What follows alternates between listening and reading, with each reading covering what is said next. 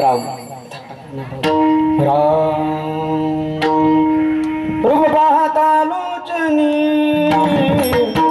सुख झाले हो साजनी सुख झाले हो साजनी सुख झाले हो साजनी पाहता लोचनी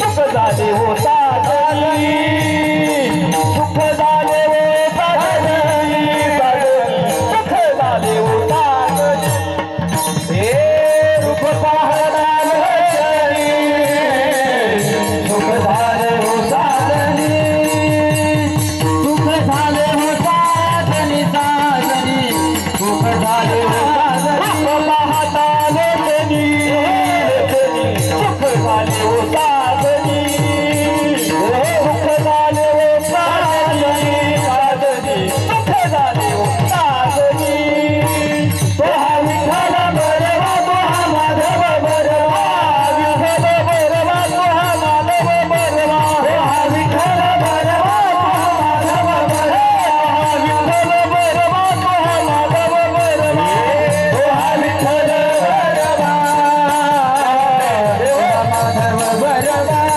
तो हा माधव बरवा तो हा माधव बरवा तो हा विठ्ठल बरवा तो हा माधव बरवा बरवा बरवा तो हा माधव बरवा तो हा माधव बरवा भोगा सुकृताची जोडी मन विठ्ठली आवडी म्हणून घरी आवडी आवडी मन विठ्ठली आवडी सुकृताची जोडी मन विठ्ठली आवडी आवडी मन विठ्ठली आवडी मन विठ्ठली आवडी तो हा विठ्ठल बरवा तो हा माधव बरवा विठ्ठल बरवा तो हा माधव बरवा विठ्ठल बरवा तो हा माधव बरवा विठ्ठल बरवा तो हा माधव बरवा तो हा विठ्ठल बरवा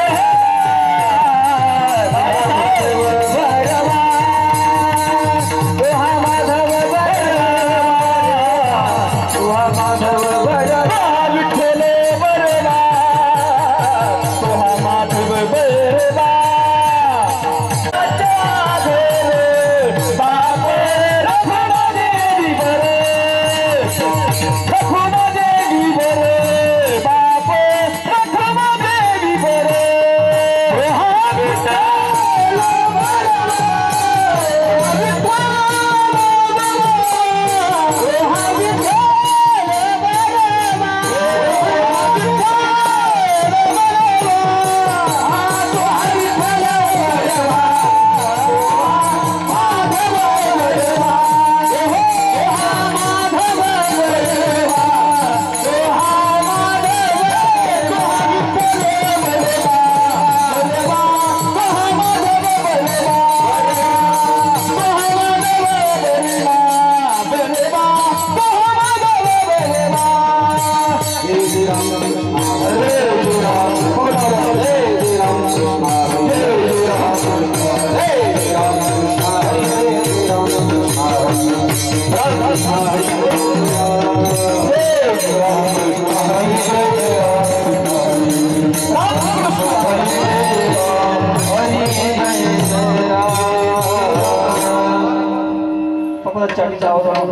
दगड घ्यावा दगड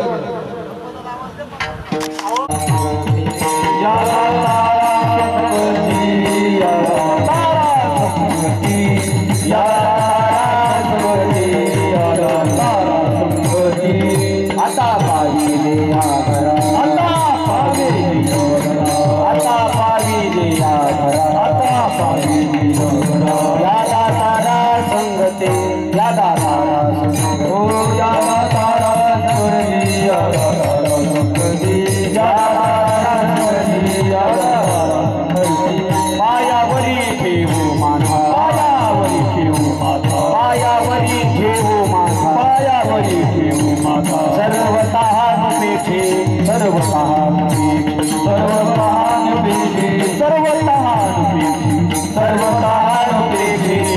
तारुपेक्षी येतो नियाते तवरी आता नियाते तवरी आता येतो नियाते तवरी आता येतो नियाते तवरी आता नाही सत्ता आणि ताशी नाही सत्ता नाही सत्ता आणि ताशी नाही सत्ता आणि ताशी नाही सत्ता आणि ताशी नाही सत्ता आणि ताशी पायावरी ठेवू माता पायावरी ठेवू माता पायावरी ठेवू पायावरी ठेवू माता सर्वतः बेटी सर्वतः श्री सर्वतः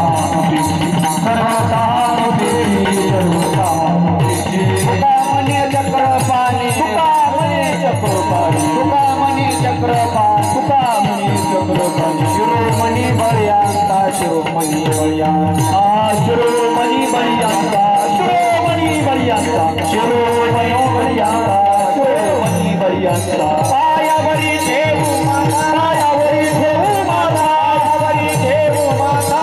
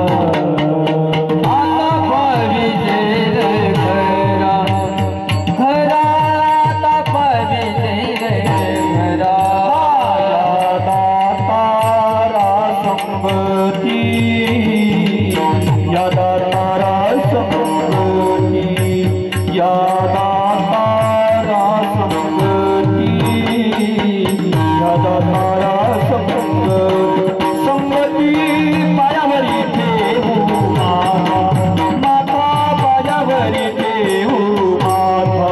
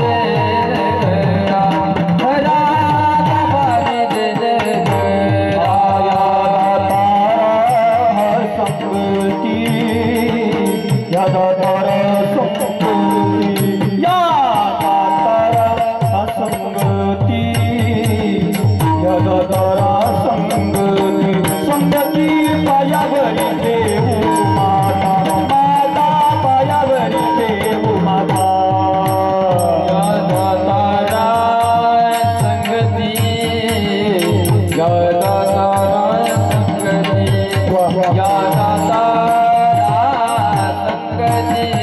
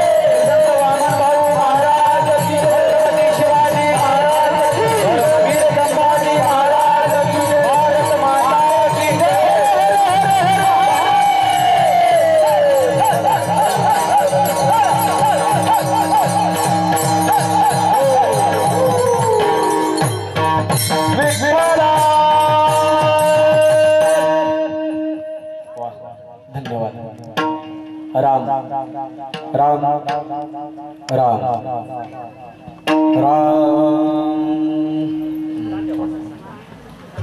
कमी झाला थोडं. हॅलो.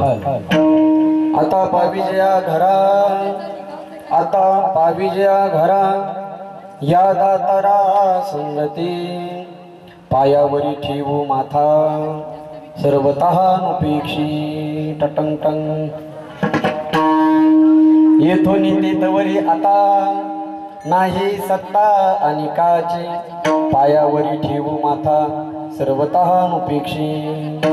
तुका म्हणे चक्रपाणी, शिरोमणी बळयांचा, पायावरी ठेवू माता, सर्वतः नुपेक्षी. समचरण सरोजम सांद्र नीलाभदाभं, जगन्निहित पाणी मंडल मंडनाना, तरुण तुलसी माला कंदरं कंजनेत्रं, सदयदवलहासं श्री विठ्ठलं चिंतय.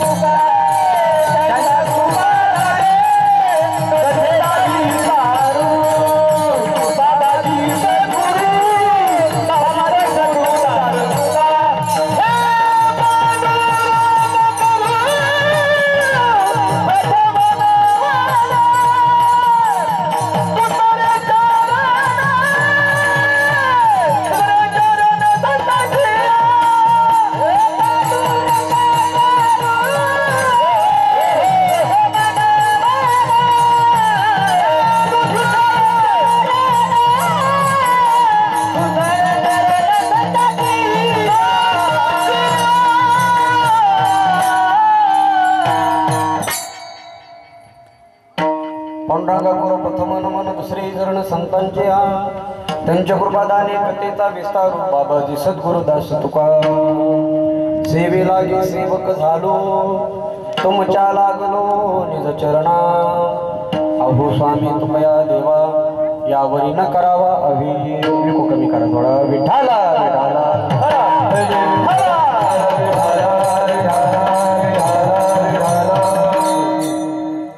आता पाविजया घरा, आता पाविजया घरा, या दातारा संगती, पायावरी ठेवू माथा, सर्वतः नुपेक्षित.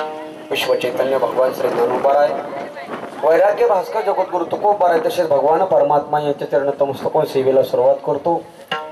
या कीर्तनरूपी सेवेसाठी निवडलेला अभंग जगद्गुरु जगदवंदनी श्री संत श्रेष्ठ वैराग्याची मूर्तिमंत पुतळे, अखिलेश्वाचे परमार्थ प्राण संत हृदय सम्राट जगद्गुरु श्री तुकोबार यांचा 4 चरणाचा मनुष्य जीवनाच्या खरा जीवनाचं खरं स्वरूप सांगणारा असा अभंग आहे. तुकोबार म्हणतात, आम्हाला सुद्धा एक घर आहे, पण ते घर म्हणजे प्रत्यक्षात भगवान परमात्मा आहे, आणि मी या घरामध्ये व्यवस्थित जीवन जगून त्या घरापर्यंत मला जायचं आहे, म्हणून आता पाविजया घरा. बरं म्हणले महाराज, कोणत्याही घराला जाण्यासाठी काहीतरी साधन असावं लागतं. बघा तुम्ही कोणत्या साधनाने जाणार? तुकोबार म्हणले, या दातारा संगती. मी त्याच्या हाताला धरून त्याच्या घराला जाणार, म्हणजे भगवान परमात्माच्या घराला जाणार. पण का हो महाराज, तो भगवान परमात्मा तुम्हाला घराला घेऊन जाईल का? तुकोबार म्हणतात, 100% भगवान परमात्मा घराला घेऊन जाईल. का? इट काढलेला आहे. आम्ही अहंकार सोडून दिला आणि त्याच्या पायावरती नतमस्तक झालो, म्हणून पायावरी ठेवू माथा. आम्ही नतमस्तक झालो, पायावरती माथा ठेवला, त्याच्यामुळे तो आता कोणाची उपेक्षा करत नाही, म्हणून सर्वतः नुपेक्षी. बरं महाराज, त्या भगवान परमात्म्याच्या घराकडे जाण्यासाठी वाटाने काही टोलनाका वगैरे काय असतं का? तुकोबऱ्यामध्ये अजिबात काही नाही. कशामुळं? जिथून निघालो आणि जिथं जायचंय सगळी सत्ता त्याचीच आहे. येतो नि तेथवरी आता. कुठून? मृत्यू लोकापासून वैकुंठापर्यंत सगळी सत्ता त्याची असल्यामुळे काहीच गरज नाही महाराज. बरं तो नेईल का? मग सरते शेवटी म्हणले तो अत्यंत कृपावंत आहे, कृपाळू आहे, प्रेमळ आहे, म्हणून त्याला चक्रपाणी सांगितलं. तो का म्हणे चक्रपाणी? आणि त्याचं सामर्थ्याचं वर्णन करत असताना सांगितलं शिरोमणी बळी यांचा. तो सगळ्यात मोठा शिरोमणी आहे. त्याच्या संगतीने या घरामध्ये सुखरूप प्रवास करून त्या घराला जायचं आहे. असा अभंगाचा आशी विठाल विठाल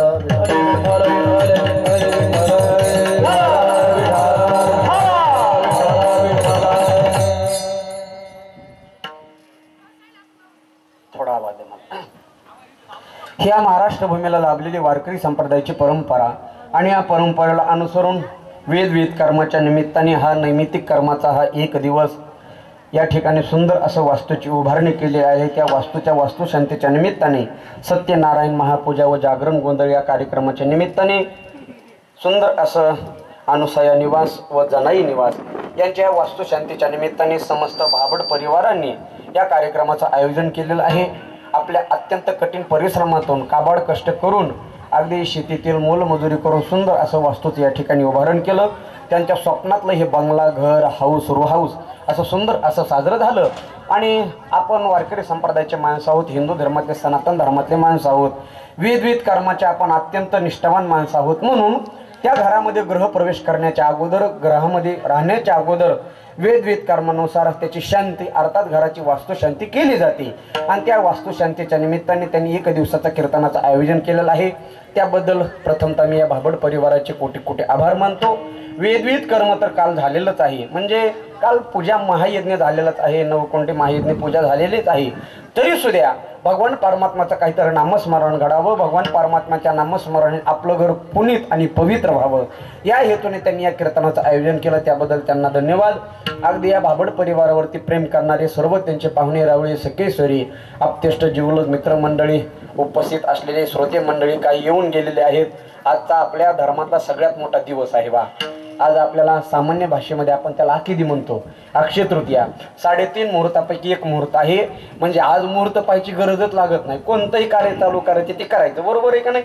म्हणजे जवळजवळ मला वाटतं आपल्या गावात 2 पूजात वास्तुशांतीच्या गावात एक आहे, इथं एक आहे का नाही?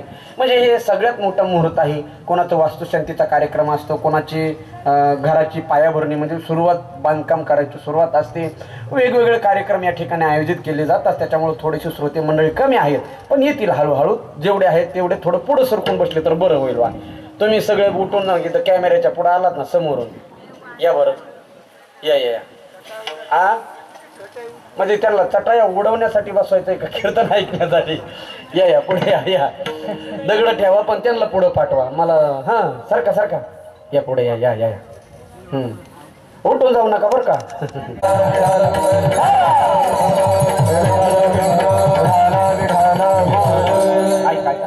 बसा बसा बसा बसा बसा जिथल्या तिथं बसा. ऐका, खरंच सुंदर असं नियोजन या ठिकाणी केलेलं आहे. आणि या भाबड परिवारावरती प्रेम करणारे त्यांचे पाहुणे रावळे, सखे सोरे, आप्तेष्ट, जिवलग, मित्रमंडळी, आज या परिवारामध्ये खूप मोठा आनंदाचा दिवस आहे. आणि या आनंदाच्या दिवसामध्ये सहभागी होण्यासाठी आपण सर्व या ठिकाणी उपस्थित आलात. उपस्थित सर्व श्रोते मंडळी सर्वांना कोटी कोटी धन्यवाद देतो. त्याचप्रमाणे आदरणीय श्री हरिभक्त पारायण, गायनाचार्य, मृदंगाचार्य, कीर्तनकार, आचार्य, रामायणाचार्य, उपस्थित सर्व श्रोते मंडळी सर्वांना कोटी कोटी धन्यवाद देतो, ज्यांनी या ठिकाणी सुंदर अशी समोर चाल गायली. आदरणीय श्री हरिभक्त पारायण ऋषिकेश महाराज आळंबीकर महाराज देखील या ठिकाणी उपस्थित आहेत. महाराजांना सुद्धा कोटी कोटी धन्यवाद. आदरणीय श्री हरिभक्त पारायण सीताराम महाराज पवार महाराज देखील या ठिकाणी उपस्थित आहेत. महाराजांना सुद्धा कोटी कोटी धन्यवाद देतो. अगदीच इंद्रोवदी मृदंगम जय जय सुकुमारा कीर्तन येते कुमारा. मी नेहमी सांगत असतो महाराज, चाल गाणारी कशी असली ना, चाल शेवटला किती मात्र्या सोडवायची मृदंग वादकाचा. महाराज ह्याच्या अगोदर एकदा आमचा सगळ्याचं झालंय, पण वर्षातून एकदा तारीख घेतल्यावर कशी ओळख करायची सारखं सारखं यावं लागतं त्याला, आहे का नाही? अगदीच बाल गोपाल भजनी मंडळी यांच्यासाठी एकदा जोरदार टाळ्या वाजवा महाराज. आज मोठा सण आहे तरी देखील यामुळे आज कीर्तनामध्ये टाळ घेऊन उभा आहेत. ह्या सामान्य मुली नाहीत महाराज. उद्याची संत जनाबाई आहे, उद्याची मुक्ताबाई आहे, उद्याची मीराबाई आहे, ह्याच कीर्तनामध्ये उभा आहेत. महाराज देखील त्या ठिकाणी बसलेले आहेत. त्यांना सध्या कोटी कोटी धन्यवाद देतो. अगदी सुंदर असं या वास्तूचं शांतीच्या निमित्ताने सुंदर असं निवास आहे. अनुसया निवास आणि जनाई निवास. एका घरावरती त्यांच्या आजीचं नाव आहे आणि एका घरावरती आईचं नाव आहे. म्हणजे स्त्री शक्ती आज खऱ्या अर्थाने जागृत झाली बघा. कारण आपण स्त्रीला खूप सामान्य महत्त्व देत होतो, पण आज असं सुंदर घर उभारणं केलं आणि खरं त्यांच्यावरती अत्यंत आईचे आशीर्वाद, आजीचे आशीर्वाद आहेत. आणि त्या आशीर्वादाची प्रोच पावती म्हणजे हा एवढा सुंदर असा वास्तू हा बंगला आहे बघा. म्हणून मी सांगत असतो दादा, जीवनातलं सगळ्यात मोठं समर्पण हे स्त्री जातीकडे आलेलं आहे बरं का. तुम्ही बघा, बाळांत हा शब्द जर वापरला ना, त्याची विग्रह केला तर त्याचे दोन अर्थ तयार होतात. बाळ अधिक अंत. बाळाला जन्म देता देता जिचा अंत होतो तिला बाळांत म्हणतात बघा. जन्म दिल्यापासून ती मृत्यूपर्यंत मुलाचा सांभाळ कष्ट करून मरेपर्यंत जी सतत निस्वार्थप्रमाणे प्रेम करत राहते त्याला आई म्हणतात. मग आईने आपल्यावरती एवढे उपकार केलेले आहेत, आईने आपल्यावरती एवढं प्रेम केलेलं आहे, त्याची परतफेड काहीतरी आपण केली पाहिजे का नाही? बरं केली पाहिजे ना. मग काय करायचं तर ते आहेत तोपर्यंत सेवा आणि ते गेल्याच्या नंतर त्यांचं स्मरण. मग त्यांचं स्मरण म्हणून त्यांनी थेट घरावरच नाव दिलंय बघा. त्यांच्यासाठी एकदा जोरदार टाळ्या. सुंदर असं या दोन्ही माता माऊलीच्या घरावरती नाव आहे. म्हणून मी नेहमी सांगत असतो, स्त्री जातीचं सगळ्यात मोठं समर्पण आहे. आपलं समर्पण काहीच नाही महाराज. त्या दृष्टीने सुंदर असं समर्पण आहे आणि त्यांनी घरावरती ते नाव दिलेलं आहे, अनुसया निवास आणि जनाई निवास. आणि या वास्तूच्या वास्तुशांतीच्या निमित्ताने हा एक दिवशी कीर्तन महोत्सव त्या बाबड परिवाराने आयोजित केला, त्याबद्दल त्यांना कोटी कोटी धन्यवाद देतो. आता लक्ष देऊ नाही का, वेदांत शास्त्रामध्ये कर्मकांडाचे 4 प्रकार सांगितले. थोडंसं लक्ष देऊ नाही का, जेवढे आहेत तेवढे तरी आहेत का. कर्मकांडाचे 4 प्रकार सांगितले: नित्य कर्म, नैमित्तिक कर्म, काम्य कर्म आणि प्रायश्चित्त कर्म. शास्त्र असं सांगतं, आपण सकाळी झोपेपासून उठल्यापासून झोपेपर्यंत जे जे कर्म करतो त्याला नित्य कर्म म्हणतात. नित्य कर्माचं कोणतंही फळ लागत नाही, पण महाराज ते करावं लागतं. मला सांगा बरं, आपण सकाळी झोपेतून उठले असं ठरवतो का आज आंघोळ करायची म्हणून? ठरवायचीच गरज नाही ना, ते करावंच लागतं. असं ठरवतो का? नाही नाही, आंघोळ झाली की आपल्याला नाश्ता करायचाच आहे. नाही ना, ही शरीराची भूक आहे, मूलभूत गरज आहे. जे ठरवून केलं जात नाही त्याला नित्यकर्म म्हणतात, जे करावंच लागतं. आणि नित्यकर्माचं पापही लागत नाही, पुण्यही लागत नाही. लक्ष देऊ नाही का. शास्त्रामध्ये दुसरं कर्म सांगितलं, ज्याला काम्य कर्म म्हणतात. काम्य कर्म म्हणजे फलाच्या हेतूने केलं जाणारं कर्म. डोळ्यासमोर अपेक्षा ठेवून जे कार्य केलं जातं त्याला काम्य कर्म म्हणतात. उदाहरणार्थ, एखादा मुलगा वर्षभर अभ्यास करतो, कशासाठी? नापास होण्यासाठी, पास होण्यासाठी. म्हणजे तुम्ही जागेत बघा, वर्ष याला म्हणायचं काम्य कर्म. किंवा देवबाप्पा सांगतात, हे बघा तुमच्या मुलाला नोकरी लागा ना, मग एक काम करा, सत्यनारायणाची पूजा करा, दानधर्म करा, वारी करा, अन्नदान करा. का? मुलाला नोकरी लागावी म्हणून. याला काय म्हणायचं? काम्य कर्म. भेटावं म्हणून केलं जातं ते. शास्त्रामध्ये तिसरं कर्म सांगितलं, ज्याला प्रायश्चित्त कर्म म्हणतात. प्रायश्चित्त कर्म म्हणजे आपल्या जीवनातलं पाप नष्ट होण्यासाठी केलं जाणारं कर्म. सगळ्यात मोठं उदाहरण सांगायचं ठरलं तर लोक मांजर मारल्यावर कुठं जातात? काशीला. बरोबर आहे का नाही? लोक लय हुशार आहेत महाराज. लोक काशी केलेली सांगतात पण मांजर मारलेली सांगत नाहीत. याला म्हणायचं प्रायश्चित्त कर्म. आपल्या हातून झालेलं पाप नष्ट होण्यासाठी जे कर्म केलं जातं त्याला प्रायश्चित्त कर्म म्हणतात. पण ऐका, शास्त्रामध्ये 4थं कर्म सांगितलं, त्याला नैमित्तिक कर्म म्हणतात. ते कधी करता येत नाही, त्यासाठी विशिष्ट दिवस विशिष्ट तिथी लागत असते. आणि या नैमित्तिक कर्माच्या दिवसाच्या निमित्ताने नैमित्त आहे वास्तुशांती. काय निमित्त याचं? वास्तुशांती. वास्तुशांती हे नैमित्य साधून त्याने हरिकीर्तन ठेवलं. बरोबर आहे का नाही? म्हणजे हा नैमित्तिक कर्माचा दिवस आहे. आणि बोलून गेलो, 3.5 मुहूर्तापैकी एक सगळ्यात मोठा मुहूर्त आहे बघा. आणि या मुहूर्तावरती त्यांनी सुंदर असं वास्तूचा गृह प्रवेश केलेला आहे, सुंदर असं घर बांधलेलं आहे. त्या घराची शांती व्हावी याच्यासाठी या कीर्तनाचं आयोजन. विठ्ठल विठ्ठल विठ्ठल.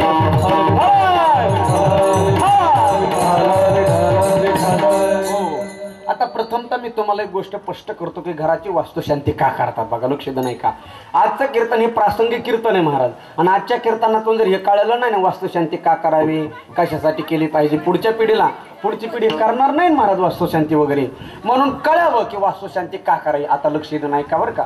ऐका, हे जे घर बांधलेलं आहे ना, या घरावरती 2-3 दोष असतात बघा. शास्त्र सांगता पहिला दोष आहे त्याला भूमी दोष म्हणतात. आपण जन्माला येण्याच्या अगोदर ही जमीन होती का नव्हती? होती.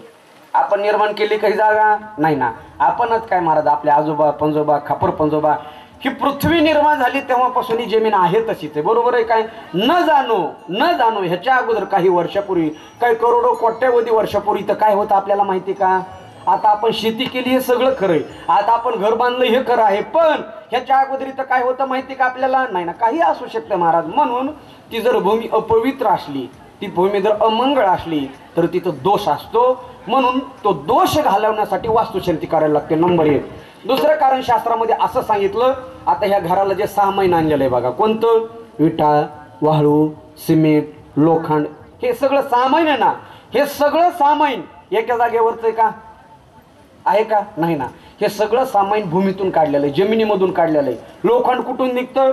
जमिनीतून निघतं. वाळू कुठली? जमिनीतली. सिमेंट कुठलं? जमिनीतलं. विटा कुठल्या? जमिनीतलं. हे सगळं कुठलं? जमिनीतलं ना. आणि ते सगळं एका जागेवरच आहे का? नाही ना. न जाणो त्याच्यामध्ये सुद्धा दोष असेल बघा. वाळू कुठली आणतो आपण? गंगेची आणतो. घर बांधण्यासाठी गंगेची आणतो का नाही? आणि बऱ्याचशा भागामध्ये, आपल्याही भागामध्ये बहुतेक सावडण्याचा जो विधी असतो ना, हस्ती संचय नावाचा पिंडदान असतो. सगळ्या ज्या हस्ती असतात आपण त्या कुठं टाकतो? गंगेमध्ये विसर्जन करतो. बरोबर आहे का नाही? मग ते जे हाडं असतात ना महाराज, ते हाडं घर्षण होऊन त्या दगडाला आदळून त्याचे असे बारीक बारीक कण निर्माण होत असतात आणि ते वाळूमध्ये मिसळले जातात. आणि तेच कण, हाडाचे कण आपल्या घरामध्ये वाळू बरोबर येऊन बांधकामामध्ये उभा राहत असतात. याला भूमिदोष म्हणतात. हा दोष घालवण्यासाठी वास्तुशांती करावी लागते. हा दोष घालवण्यासाठी कर्मकांड करावं लागतं. म्हणून वास्तुशांती आहे बघा. अजून दुसरं एक कारण सांगतो, लक्ष देऊ नाही का? कधी सांगत असताना महाराज, घराची वास्तुशांती होण्यापेक्षा घरातल्या माणसाची वास्तुशांती होणं गरजेचं आहे, तरच घर शांत राहतं. कसं बघा, या ब्रह्मांडाचा विचार केला, मृत्यूलोकाचा विचार केला तर सगळे पदार्थ 2 तत्वामध्ये मोडले जातात. एक तर तो पदार्थ सगुण आहे, नाहीतर निर्गुण आहे. लक्ष देऊ नाही का बरं का? माझे शब्द कळालेत ना तुम्हाला का नाही? तुम्ही झोपल्या काय दिवसात? झोपल्या? बरं जेवायला उठी तुम्ही, झोपा. ऐका, शास्त्र असं सांगतं, या ब्रह्मांडातले सगळे पदार्थ, सगळे तत्व 2 गोष्टीमध्ये बोलले जातात. कोणत्या? एक तर ती गोष्ट सगुण आहे, नाहीतर ती गोष्ट निर्गुण आहे. मग महाराज, घर हे सगुण आहे का निर्गुण आहे? बोला बरं. ऐका, अजून सगुण निर्गुण ह्याच्यातला फरक सांगतो तुम्हाला. सगुण म्हणजे हालती चालती वस्तू, बोलणारी वस्तू, ह्या ठिकाणाहून दुसऱ्या ठिकाणी स्थलांतरित होणारी वस्तू, याला सगुण म्हणतात. आणि निर्गुण म्हणजे जाग्यावरून न हलणारी वस्तू, तिला कुणीतरी हलवावं लागतं तरच ती हलवते, याला म्हणायचं निर्गुण. आता सांगा, घर सगुण आहे का निर्गुण आहे? निर्गुण आहे. घर हलतं का जाग्यावरच? नाही. आता लक्ष देऊ नाही का? शांती सगुणाची करावी असं शास्त्र सांगतं बरं का. लक्ष देऊ नाही का? आता घर सगुण आहे का निर्गुण आहे? निर्गुण आहे. मग वास्तुशांती घराची पाहिजे का घरातल्या राहणाऱ्या माणसाची पाहिजे? तुम्ही म्हणता ह्याला उगत आणलं बुवा. कोणाची पाहिजे शांती? घराची का घरातल्या माणसाची? घरातल्या माणसाची शांती पाहिजे. मग ती घराची का केली जाते बरं? ऐका नाही, प्रश्न झाला का नाही उपस्थित? तुम्ही म्हणता महाराज, घरात जे माणसं राहतात त्यांची शांती झाली की घर शांत राहत असतं. मग एवढा मोठा खर्च, एवढी मोठी सजावट घरासाठी का? आता लक्ष दे नाही का? घरातले माणसं जशी कृती करतात ना, ते अवच्छेदन घरावरती लादलं जातं. घरातले माणसं जसं वागतात त्याच्या आवेलना, त्याचा मान हा कोणाला भेटतो? घराला भेटतो. अगदी सोपं सांगायचं ठरलं, थोडं लक्ष दे नाही का बघा. एखाद्या घरातली अख्खेचे अख्खे माणसं माळकरी असली, बोलणं लक्ष देऊ नाही का? एखाद्याच्या घरातले माणसं माळकरी असली तर लोक म्हणतात ते घर माळकऱ्याचंही, म्हणतात का नाही? आता मला सांगा, त्या घराने माळ घातली का घरातल्या माणसाने माळ घातली? घरातल्या माणसाने माळ घातली, पण बोलणं कोणाला भेटलं? घराला. अजून पुढे जाऊन सांगतो महाराज, एखाद्या घरातले माणसं जर चोट्टे असले ना, काय घरातले माणसं असतात का नाही चोट्टे, ही वस्तू उचलून आण, ती वस्तू उचलून आण, कुठं गेली कॅन, कुठं गेली कॅन. त्या घरातले माणसं जर चोट्टे असले तर लोक काय म्हणतात? ते घर, हा जमलं बघा, आता करंट लागला. ते घर कसं आहे? चोट्ट आहे. मला सांगा, त्या घराने वस्तू चोरल्या का घरातल्या माणसाने वस्तू चोरल्या? घरातल्या माणसाने. पण बोलणं कोणाला भेटलं? घराला. अजून सांगतो, एखाद्या घरातले माणसं वारी करणारे असले, पंढरपूरची वारी आली ना आता जवळ, एखाद्या घरातले माणसं वारी करणारे असले तर लोक म्हणतात ते बघा ते घर आहे ना, वारकऱ्याचं घर आहे, म्हणतात का नाही? घर गेलं का पंढरपूरला? इथंच आहे महाराज, ते जातच नाही. पण बोलणं कोणाला भेटलं? घराला. म्हणजे माणसं जशी कृती करतात ते बोलणं कोणाला भेटतं? घराला. आणि त्या घराचे सगुणात्मक निर्गुणात्मक ऊर्जा माणसाच्या मनावरती लादली जाते. तर अजून सोपं सांगायचं ठरलं तर लक्ष दे नाही का, शास्त्र असं सांगतं, आपण घरामध्ये बसून जशी भावना तयार करतो ना, घर तसं फळ देतं बरं का. आपण जर घरामध्ये रोज चिंतन करू लागलो, माझं चांगलं व्हावं, माझं भरभराट यावी, देवाने माझ्यावरती आशीर्वाद द्यावा, तर देव तसंच म्हणतं तथास्तु. वास्तू या शब्दाचा अर्थ तथास्तुय महाराज. आपण जसं जसं चिंतन करतो घर तसं तसं आशीर्वाद देत असतं. एखाद्या घरातले माणसं रोजच विचार करू लागले ना, माझं दुखायला पाहिजे, वाईट व्हायला पाहिजे, घर सुद्धा तथास्तु म्हणतं बरं का. आणि काही कालांतराने त्याला रोगराई निर्माण होत असते. म्हणून शास्त्र असं सांगतं, घरामध्ये कधीच वाईट बोलायचं नाही महाराज. घरामध्ये नेहमी चांगलंच बोलायचं, चांगलं राहायचं का. जसे विचार बाहेर येतात घर तसा आशीर्वाद देत असतं. म्हणून घराची वास्तू शांती झाली की माणसाची वास्तू शांती होते. विठाला विठाला विठाला विठाला.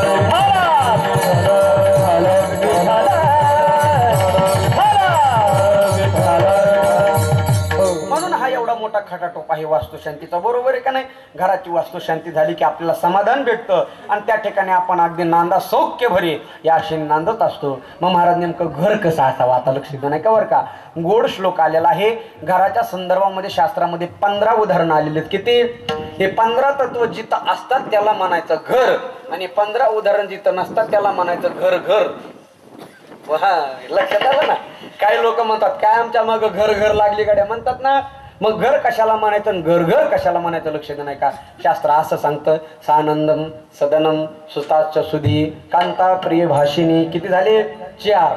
पहिलं कोणतं सांगितलं? सानंदम. त्या घरातल्या माणसं आनंदी राहणारे असे. कसे आनंदी? असे टेन्शन नाही महाराज. काय काय घरातले माणसं असे त्यांच्याकडे पाहिलं की 12 वाजते असतात. काही काय घरातले माणसं सकाळच्या 10ला सुद्धा असं वाटतं 12च वाजले काही की असे. आणि कसं होतं माहिती का, असं वाटतं हे माणसं कधीच भेटून वाटतं का नाही महाराज. असे माणसं कधीच भेटून आणि उठल्याबरोबर म्हणतात जी हरी. सानंदम. घरातले माणसं आनंदी असावी. सानंदम सदनम. नुसते आनंदी असून चालत नाही, त्या घरामध्ये आनंदाने वर्तन करणारे असावे. हे झाले 2 लक्षणं. तिसरं लक्षण सांगितलं सुताच सुधी. सुताश्च म्हणजे मुलं, सुत आश्च. सुत म्हणजे मुलं आणि आश्च म्हणजे चांगलं. त्या घरातले मुलं सुद्धा कसे असावे?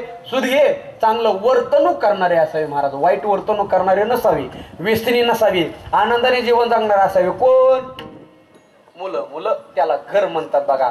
कारण महाराज मुलं जो दोष करतात ना तो मायबापाला लागत असतो, घराला लागत असतो.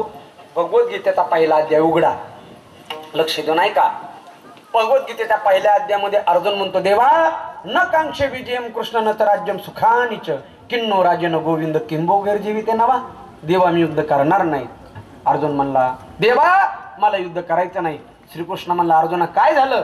युद्ध करावंच लागन तुला. आता नाही म्हणून चालत नाही. विना सुद्या नाही तर न सुद्या कीर्तन करावंच लागेल म्हणले. जमत का आता? नाही नाही. कसं तरी 2 तास. 2 तास नाही 18 दिवस युद्ध होतं. आणि मग महाराज आता ऐकाय का बरं का. अर्जुन म्हणत देवा युद्ध करणार नाही. कृष्ण म्हणला अर्जुना तू युद्धाला का म्हणून नकार देतो? अर्जुना तो तर आता. अर्जुन म्हणतो देवा बघ ना समोर कोण आहे. भीष्म द्रोण तटा जयद्रथ जला गांधार निलोत्पला शल्य ग्राहावती कृपेन वहनी कर्णेन वेला कुला अश्वत्थाम विकर्ण घोर मकरा दुर्योधना वर्तिनी श्रोतीर्णा खलु पांडवय रणनदी कैवर्तक केशवा. केशवा कैवर्तक केशवा. भीष्माचारी, द्रोणाचारी, कृपाचारी, कर्ण, विकर्ण, दुर्योधन ही काय लहान यादी काय म्हणले? युद्ध केल्याच्या नंतर ह्याला मारावं लागन. ह्यांना मारलं तर मला पाप लागन. मारल्यावर काय पुण्य लागतं का? काय लागन? पाप लागन. आणि त्या पापाचा परिणाम काय होईल माहिती का? पतंती पितरो हे श्याम लुप्त पिंडोदक क्रिया. माझे मायबाप चांगलं कर्म करून ऊर्ध्वगतीला गेले होते. मी पाप केल्यामुळे त्यांचं अधपतन होईल. म्हणजे मुलं कशी असावे? सुताश्च. मुलं चांगले असावे महाराज. तुकोबराय म्हणले तुमच्या पोटी जर अभक्त मुलगा जन्माला, तुमच्या पोटी जर व्याभिचार करणारा संतती जन्मली तर त्याच्या मायबापाला नरकाला जावं लागतं. तुका म्हणे जाय नरका अभक्ताची माय. मायबापाला नरकाला जावं लागतं महाराज. म्हणून सांगितलं सुताश्च. की तो लक्षण आहे घराचं. तुम्ही म्हणाल तुम्हाला कशाला आणलंय हा. तिसरं सानंदम सदनम सुताश्च हे झाले 3. चौथा ऐका कांता प्रिय भाषिणी. कांता म्हणजे माझ्या काही लक्षात आहे ना कांता म्हणजे काय हो झालं नाही. कांता म्हणजे बायको. कांता कांता कशी असावी प्रिय भाषेनी. घराचं लक्ष नाही बरं का. त्या घरातली बायको गोड बोलणारी असावी. पण असं महाराज जी प्रेम करते ती गोड बोलत नाही आणि जी गोड बोलते ती प्रेम करत नाही. सगळं विरोध असाच आहे बघा. पण म्हणले कांता प्रिय भाषेनी कर्कशे संगती दुःख उदंड फजिती. काय काय बाया नीटच बोलत नाहीत महाराज. एका माता माऊली नवऱ्याला सहज विचारलं. म्हणली होय व. ह्यो म्हणला काय. ते म्हणले तुम्हाला झाडावर चढता येतं का हो. तो म्हणला नाही बा. ते म्हणले काय हो तुमच्यापेक्षा माकडं बरी आहेत भराभरा झाडावर चढते. ह्याला असला राग आला ना. ह्याने 15 दिवस प्रॅक्टिस केली कशाची झाडावर चढण्याची. आणि 15व्या दिवशी बायको जवळ गेला आणि म्हणला हे बघ मला आता असं भरभरा झाडावर चढता येतं. ती म्हणली मग माकडात आणि तुमच्यात काय फरक आहे. कांता प्रिय भाषिणी. घरातली बायको कशी असावी गोड बोलणारी असावी. हे झाले घराचे 4 लक्षणं. दुसरे ऐका सन्मित्रम सधनम. त्या घरातले मित्र कसे असावेत घराचं लक्षण ना. सन्मित्रम चांगले मित्र असावे बरं का. आणि जीवनामध्ये मित्र चांगलाच असावा. माऊलीची ओळी ऐका. माऊली म्हणले ना तरी प्राणाची सोयरे भेटी जी भूतली जीवे संकटे ते निवेदित न वाटे संकोच काही. सन्मित्रम मित्र हृदयासारखा असावा बरं का. महाराज तुम्हाला 1000 मित्र असले तरी चालतील पण त्या 1000मध्ये एक वारकरी मित्र असावा ज्याच्या गळ्यामध्ये पवित्र तुळशीची माळ आहे. जो आषाढी पंढरपूरची वारी करतो पांडुरंग परमात्माचा भक्त आहे. 1000 मित्रामध्ये एक मित्र असा असावा तुम्ही गर्वाने सांगू शकता की हे बघ वैष्णवा संगती सुख वाटे जीवा. वैष्णवा संगती सुख वाटे जीवा. वैष्णवा संगती सुख वाटे जीवा. वैष्णवा संगती संगती सुख वाटे जीवा. आणि कवी देवा काही नेरे. आणि कवी देवा काही नेरे. गायनाचे मुळे आपुलिया चंदे मनाची आनंदे आवडीने.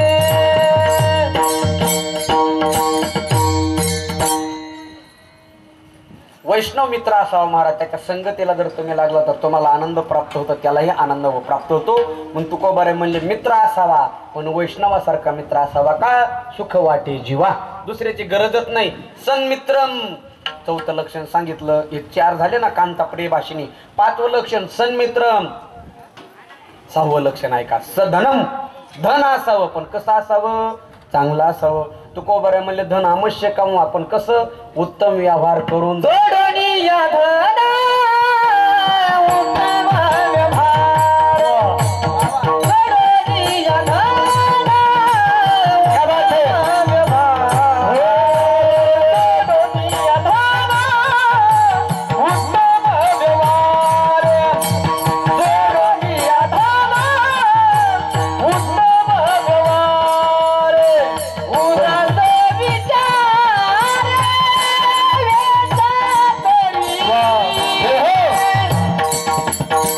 उदास विचार वेच करी. उत्तम दिगाती तोय मारे. उत्तम दिगाती तोय पावे.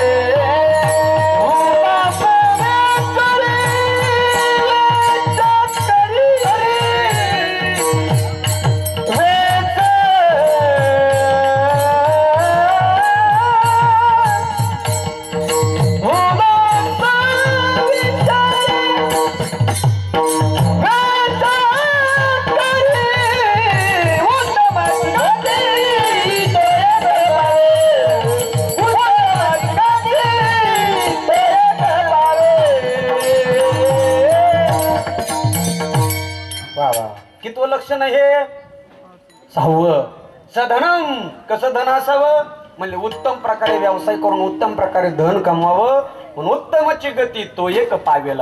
चांगलं धन कमवलं, धन कमावलेलं चांगलं खर्च केलं. धन अवश्य कमव, पण 2 नंबरचं कमवू नये बरं का. एक सांगू का, लोकांचं बुडून कमवलेलं धन कधी सुख देत नाही.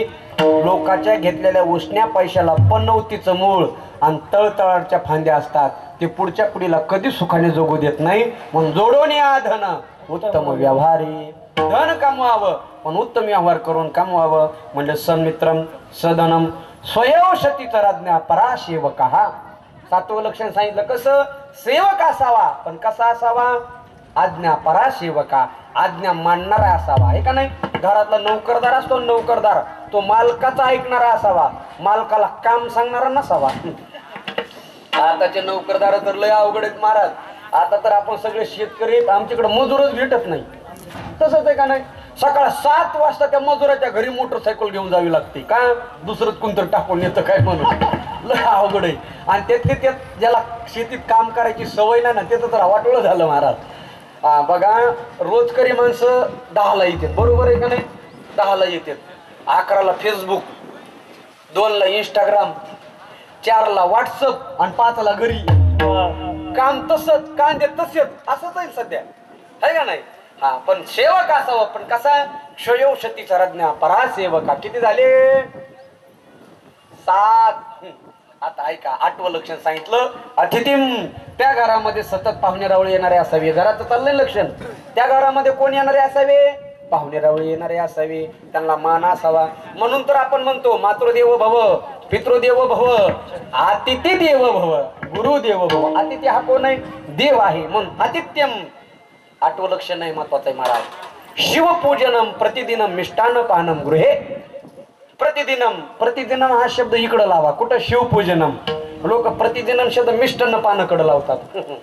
त्याचा अर्थ असा होतो, सन्मित्रम सधनम स्वयं शतीचराज्ञा परासेवक. आतिथ्यम शिवपूजनम प्रतिदिनम. रोज रोज शिवपूजा म्हणजे देवपूजा कशी असावी, कधी कधी नाही ना, रोज असावी. म्हणून शिवपूजनम प्रतिदिनम.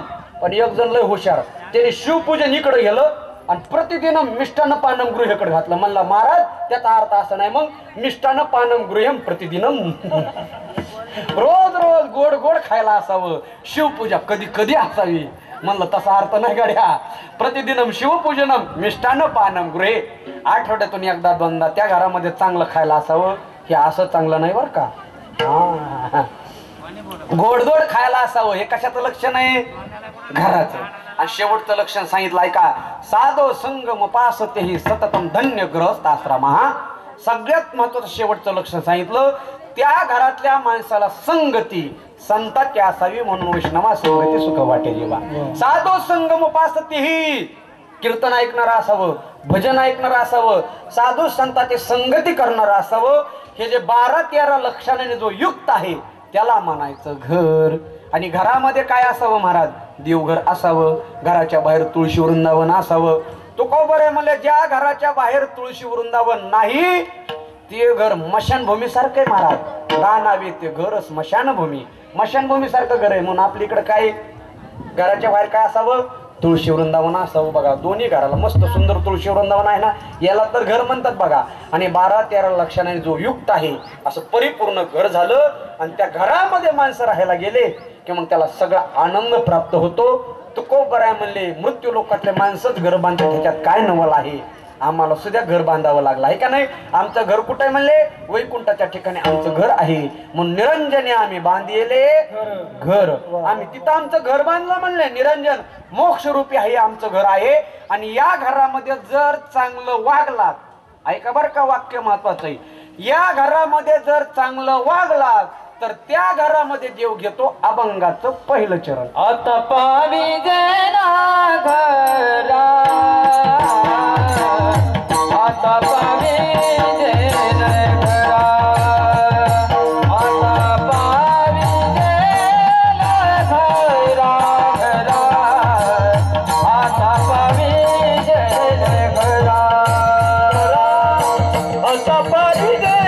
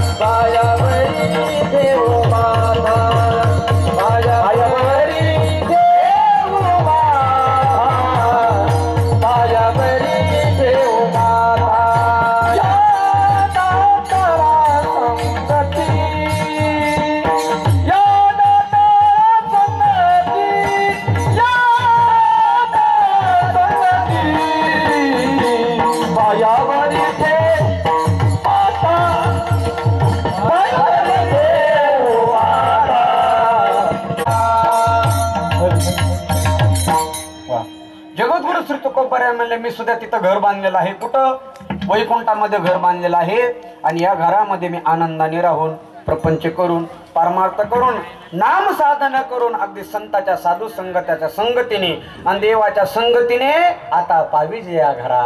मी घराला जाणार आहे, पण त्या घराला जाण्यासाठी या घरात नीट राहावं लागतं. कळालं का बोलणं? कळालं ना? इथं जर वाईट वागला तर त्या घराला जाता येत नाही. ऐका, इथं सत्कर्म केलं, चांगलं वागला, देवपूजा केली, नामस्मरण केलं, कथा कीर्तन श्रवण केली तर आता पावीज या घरा. आणि इथं वाईट वागला तर आता पावीज या नरका. इथं वाईट वागला की कुठं जावं लागल? नरकाला. आणि इथं चांगला वागला की घराला. ह्या घरापासून त्या घरापर्यंत प्रवास आहे. का हो तुकोबर आहे? तुम्ही जाणार म्हणजे 100% जाणार. बांधलंय त्याच्यासाठी. आता घर कशासाठी बांधलंय? राहायला का भाड्याने द्यायला? मुंबई पुण्याचं सोडा, तिकडे भाड्याने द्यायला घर बांधते तर आहे का नाही. पण इथं कशासाठी? राहायला. मग परमार्थ साधना करून मी तिथं राहण्यासाठी जाणार ना. म्हणून आता पायविजय या घरा. आता जायचं कसं? आता लय अवघड आहे बरं का. लक्ष देऊ नाही का? घरला जायचंय का नाही? आता तुम्ही श्रोते मंडळी आलात का नाही कीर्तनाला? आता घरला जाणार आहेत का इथं थांबणार आहेत कीर्तन झाल्यावर? हा, एक दिवस थांबून घेते लयच लय उद्याचे दिवस थांबून घेते. पण परवा दिवशी म्हणते ना दादा कधी जायचंय? कीर्तन झाल्यावर जाणार. आता ऐका, तुम्ही कीर्तन झाल्यावर घरी जाण्यासाठी काहीतरी साधन असेल ना. काय साधन आहे? मोटरसायकल, कोणाची 4 व्हीलर गाडी, कोणा महिला मंडळी तुम्ही बोलू नका बरं का. इथं येऊन बसा बरं, शांत बसा. ऐका महिला मंडळी तुम्ही उठा. इथं या पुढे पुढे या पुढे पुढे पुढे उठा उठा उठा उठा उठा उठा. हा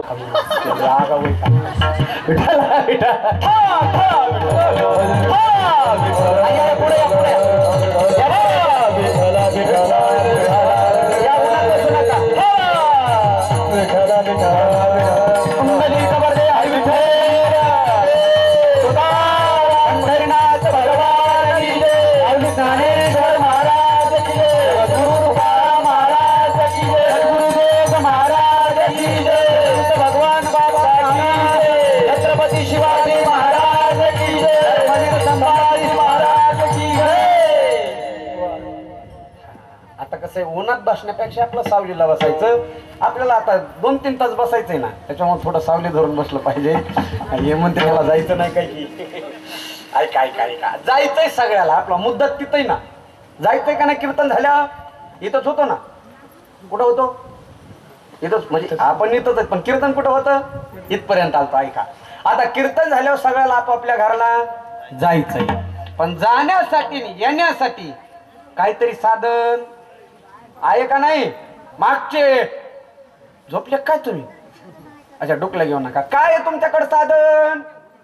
मोटरसायकल, सायकल, गाडी, ऑटो, रिक्षा साधन आहे का नाही? मग का हो तुकोबर आहे? तुम्हाला वैकुंठाच्या घराला जायचंय, जाण्यासाठी काहीतरी पाहिजे का नाही? मग तुकोबरले सांगितलं, या दातारा संगती. मी माझ्या घराला जाणार, पण कशाच्या संगतीने? भगवान परमात्म्याच्या संगतीने जाणार. त्याच्या हाताला धरून त्याच्या घराला जाणार. का? इथं चांगलो वागलो म्हणून. या दातारा संगती. दातार या शब्दाचा अर्थ आहे दातृत्व. भगवान परमात्मा देणार आहे. काय देतो? मोक्ष रूपी घर देतो. म्हणून या दातारा संगती. भगवान परमात्माची एवढी आपल्यावरती कृपा आहे म्हणून त्याला म्हणतात कृपावंत. किती एवढी कृपा आहे, फक्त कळत नाही बरं का. कळत नाही. खरंच देवकाची कृपा आहे. मला सांगा बरं, 4-5 वर्षापूर्वी एक महामारी आली होती. आलती का नाही? कोणता? कोरोना. इकडं सुद्धा आलता, आमच्या मराठवाड्यामध्ये सुद्धा आलता बघा. सगळे श्रीमंत लोक गेले महाराज त्या काळामध्ये. गेले का नाही? मोठमोठे करोड रुपयाची प्रॉपर्टी असणारी बरेचसे महाराज मंडळी सुद्धा गेले महाराज, आपले गुरुबंधू. पण ऐका, आज कोरोना जाऊन जवळजवळ 4-5 वर्षाचा काळ झालाय, तरी सुद्धा आपण हे अक्षय तृतीयाचं कीर्तन ऐकायला जिवंत आहोत. ही कृपा कोणाची? देवाची महाराज. मला सांगा बरं, ह्याच्यातला एक तरी माणूस मिळालाय का? जे मेलंय ते हात वर करा. म्हणून तर त्याला दातार म्हणलं ना. त्याच्यासारखी कृपा आपल्यावरती कोणीच करू शकत नाही. फक्त कृपा कळत नाही. ऐका काय झालं बघा. मुंबई सारख्या मोठ्या शहरामध्ये एक वारकरी बाबा होते. 80 वर्ष वय त्यांचं. मोकळा वाजवा. 80 शिट्टी वाजवलं थोडं. त्यांचं वय झालेलं होतं 80 वर्षाचं. 80 वर्षे करोड रुपयाची प्रॉपर्टी गळ्यामध्ये पवित्र तुळशीची माळ आषाढी पंढरपूरची वारी करायची. दुर्दैवाने वयाच्या 80व्या वर्षी अटॅक आला, हार्ट अटॅक आला बरं का. त्यांना 2 मुलं. मुलांनी ॲम्ब्युलन्स बोलवली, गाडीत टाकलं, धावत पळत दवाखान्यात घेऊन गेले. डॉक्टरने हृदय चेक केलं. डॉक्टरने मुलांना सांगितलं, हे बघा बाबांना अटॅक आलेला आहे. आता ह्याच्यावरती एकच पर्याय, बायपास ऑपरेशन करावं लागेल. करोड रुपयाची प्रॉपर्टी होती. मुलं म्हणले, डॉक्टर साहेब पैशाची काही चिंता नको करू नका, काय करायचं ते करा, पण आमचे बाबा पहिल्यासारखे व्यवस्थित झाले पाहिजेत. ठरलं. ऑपरेशनाची तारीख ठरली, ऑपरेशनाची वेळ ठरली. 80 वर्षाच्या बाबाला ऑपरेशन थिएटरमध्ये नेण्यात आलं. ऑपरेशन थिएटरमध्ये नेल्याच्या नंतर महाराज अमेरिकन मोठमोठे डॉक्टर बोलवले होते, ऐका बरं का. मोठमोठे डॉक्टर बोलवले. 3 तास ऑपरेशन चाललं. किती? 3 तास. या 3 तासामध्ये 80 वर्षाच्या बाबाचं हृदय बाजूला काढून ठेवलं होतं. ब्लॉक झालेल्या नसा व्यवस्थित केल्या. 3 तासाच्या नंतर त्या मोठमोठ्या डॉक्टरने हृदय जिथे तिथं ठेवलं, टाके वगैरे दिले आणि मग महाराज 3 तासाच्या नंतर ऑपरेशन सक्सेस झालं. ऑपरेशन सक्सेस झाल्याच्या नंतर 1 महिनाभर त्या 80 वर्षाच्या बाबाने हॉस्पिटलमध्ये आराम केला. 1 महिन्याच्या नंतर त्या 80 वर्षाच्या बाबाला एक डिस्चार्जचा कागद दिला आणि त्या कागदाच्या पाठीमागून एक कागद दिला. कोणता असेल तो? बिल, हॉस्पिटलचं बिल. महाराज त्या बाबाने हॉस्पिटलचं बिल पाहिलं, ढासा रडू लागले. कारण बिल निघलेलं होतं 60 लाख रुपये. किती बिल निघलं? 60 लाखाचं बिल पाहिलं. बाबा रडू लागले, काहीच कळाना. डॉक्टर समजून सांगू लागले, मुलं समजून सांगू लागले. बाबा काय ऐकत नव्हते. डॉक्टरला थोडी दया आली. डॉक्टरला वाटलं चला वारकरी आहेत, माळकरी आहेत, आपण आपली फीस 5 लाख कमी करतो. म्हणले बाबा रडून पडून चालणार नाही, मी 5 लाख कमी करतो, 55 लाख रुपये तुम्हाला द्यावं लागणार. बाबा ऐकत नव्हते, बोलत नव्हते, नुसते रडत होते. मुलं समजावून सांगू लागले, बाबा 55 लाख काय, 55 कोटी रुपये जरी मागितलं असतं तरी आपण दिलं असतं. आपल्याजवळ आहेत पैसे तेवढे, तुम्ही रडण्याचं कारण सांगा. ऐका बरं का. 80 वर्षाच्या बाबाने रडत रडत डॉक्टरला उत्तर दिलं. म्हणलं, डॉक्टर साहेब तुम्ही माझं हृदय फक्त 3 तास सांभाळलं. ऑपरेशन किती तासाचं होतं? 3 तासाचं. डॉक्टर साहेब माझं हृदय तुम्ही फक्त 3 तास सांभाळलं तर 3 तासाचं बिल 60 लाख रुपये काढलं. 80 वर्षापासून त्या देवाने माझं हृदय सांभाळले, 1 रुपयाचं सुद्धा बिल काढलं नाही. बोला काढलं का बिल? आता इथं बऱ्याच जणांचं वय 60, 70, 80 असनच ना. तुमच्या स्वप्नात तरी देव आला का तुझं एवढं बिल निघलंय म्हणून? महाराज देवाने स्वप्नात जाऊन बिल द्याय पाहिजे. हा येतं असं एक मीटर बसवाय पाहिजे. मीटर जसं लाईट बिलचं मीटर आहे ना, तसं असं मेंदूला एक मीटर पाहिजे. ज्याने नामस्मरण केलं त्याचे युनिट कमी पडणार. ज्याने नामस्मरण केलं ना, जो वाईट वागला असं गपागपात युनिट, आणि जसं मीटर काढून येतात ना, जो जरा जास्तच वागला असा EMI पाहिजे, मीटर सहित काढून नाही पाहिजे.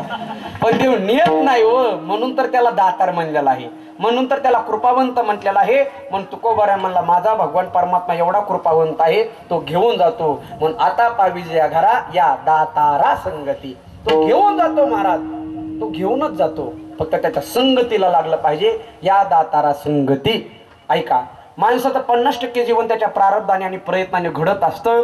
राहिलेलं 50% जीवन तर कोणाच्या संगतीमध्ये यावरून घडत असतं. माणसाची ओळख त्याच्या संगतीनुसार घडत असते बरं का. एक वाक्य सांगू का? नाग जर बाहेर निघला तर लोक काटे घेऊन धावतात मारण्यासाठी. वाक्य रिपीट करतो, नाग जर बाहेर निघला तर लोक काठी घेऊन धावतात मारण्यासाठी. पण ऐका ना, तोच नाग भगवान शंकराच्या पिंडीव निघला तर लोक हात जोडतात नमस्कार करण्यासाठी. नाग तोच आहे, पण संगत कुणाची केली त्यावरून त्याचं मोठेपण ठरत असतं.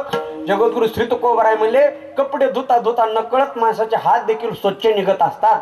कपडे धुणं झाल्यावर हात धुयची गरज लागत नाही, त्यांची लागले संगती, झाली त्यांची तीच गती. म्हणून या दातारा संगती. सगळ्यात प्रसिद्ध प्रमाण आहे महाराज, ढेकणाच्या संगी हिरा जो भंगला आणि कुसंगे नाडीला साधू तैसा. किती वारकरी असला, किती माळकरी असला, कट्टर वारकरी असला, पण जुलणाऱ्याच्या नादाला लागला की एक दिवस जुलतच येतो. जुलत येणे वाक्यात प्रयोग करा. सणासुदीचा कोणी करणार नाही, तरी सुद्धा 5च्या नंतर बरेच करतात. ऐका, म्हणून तो संगती मनुष्याच्या जीवनामध्ये फार महत्वाची आहे.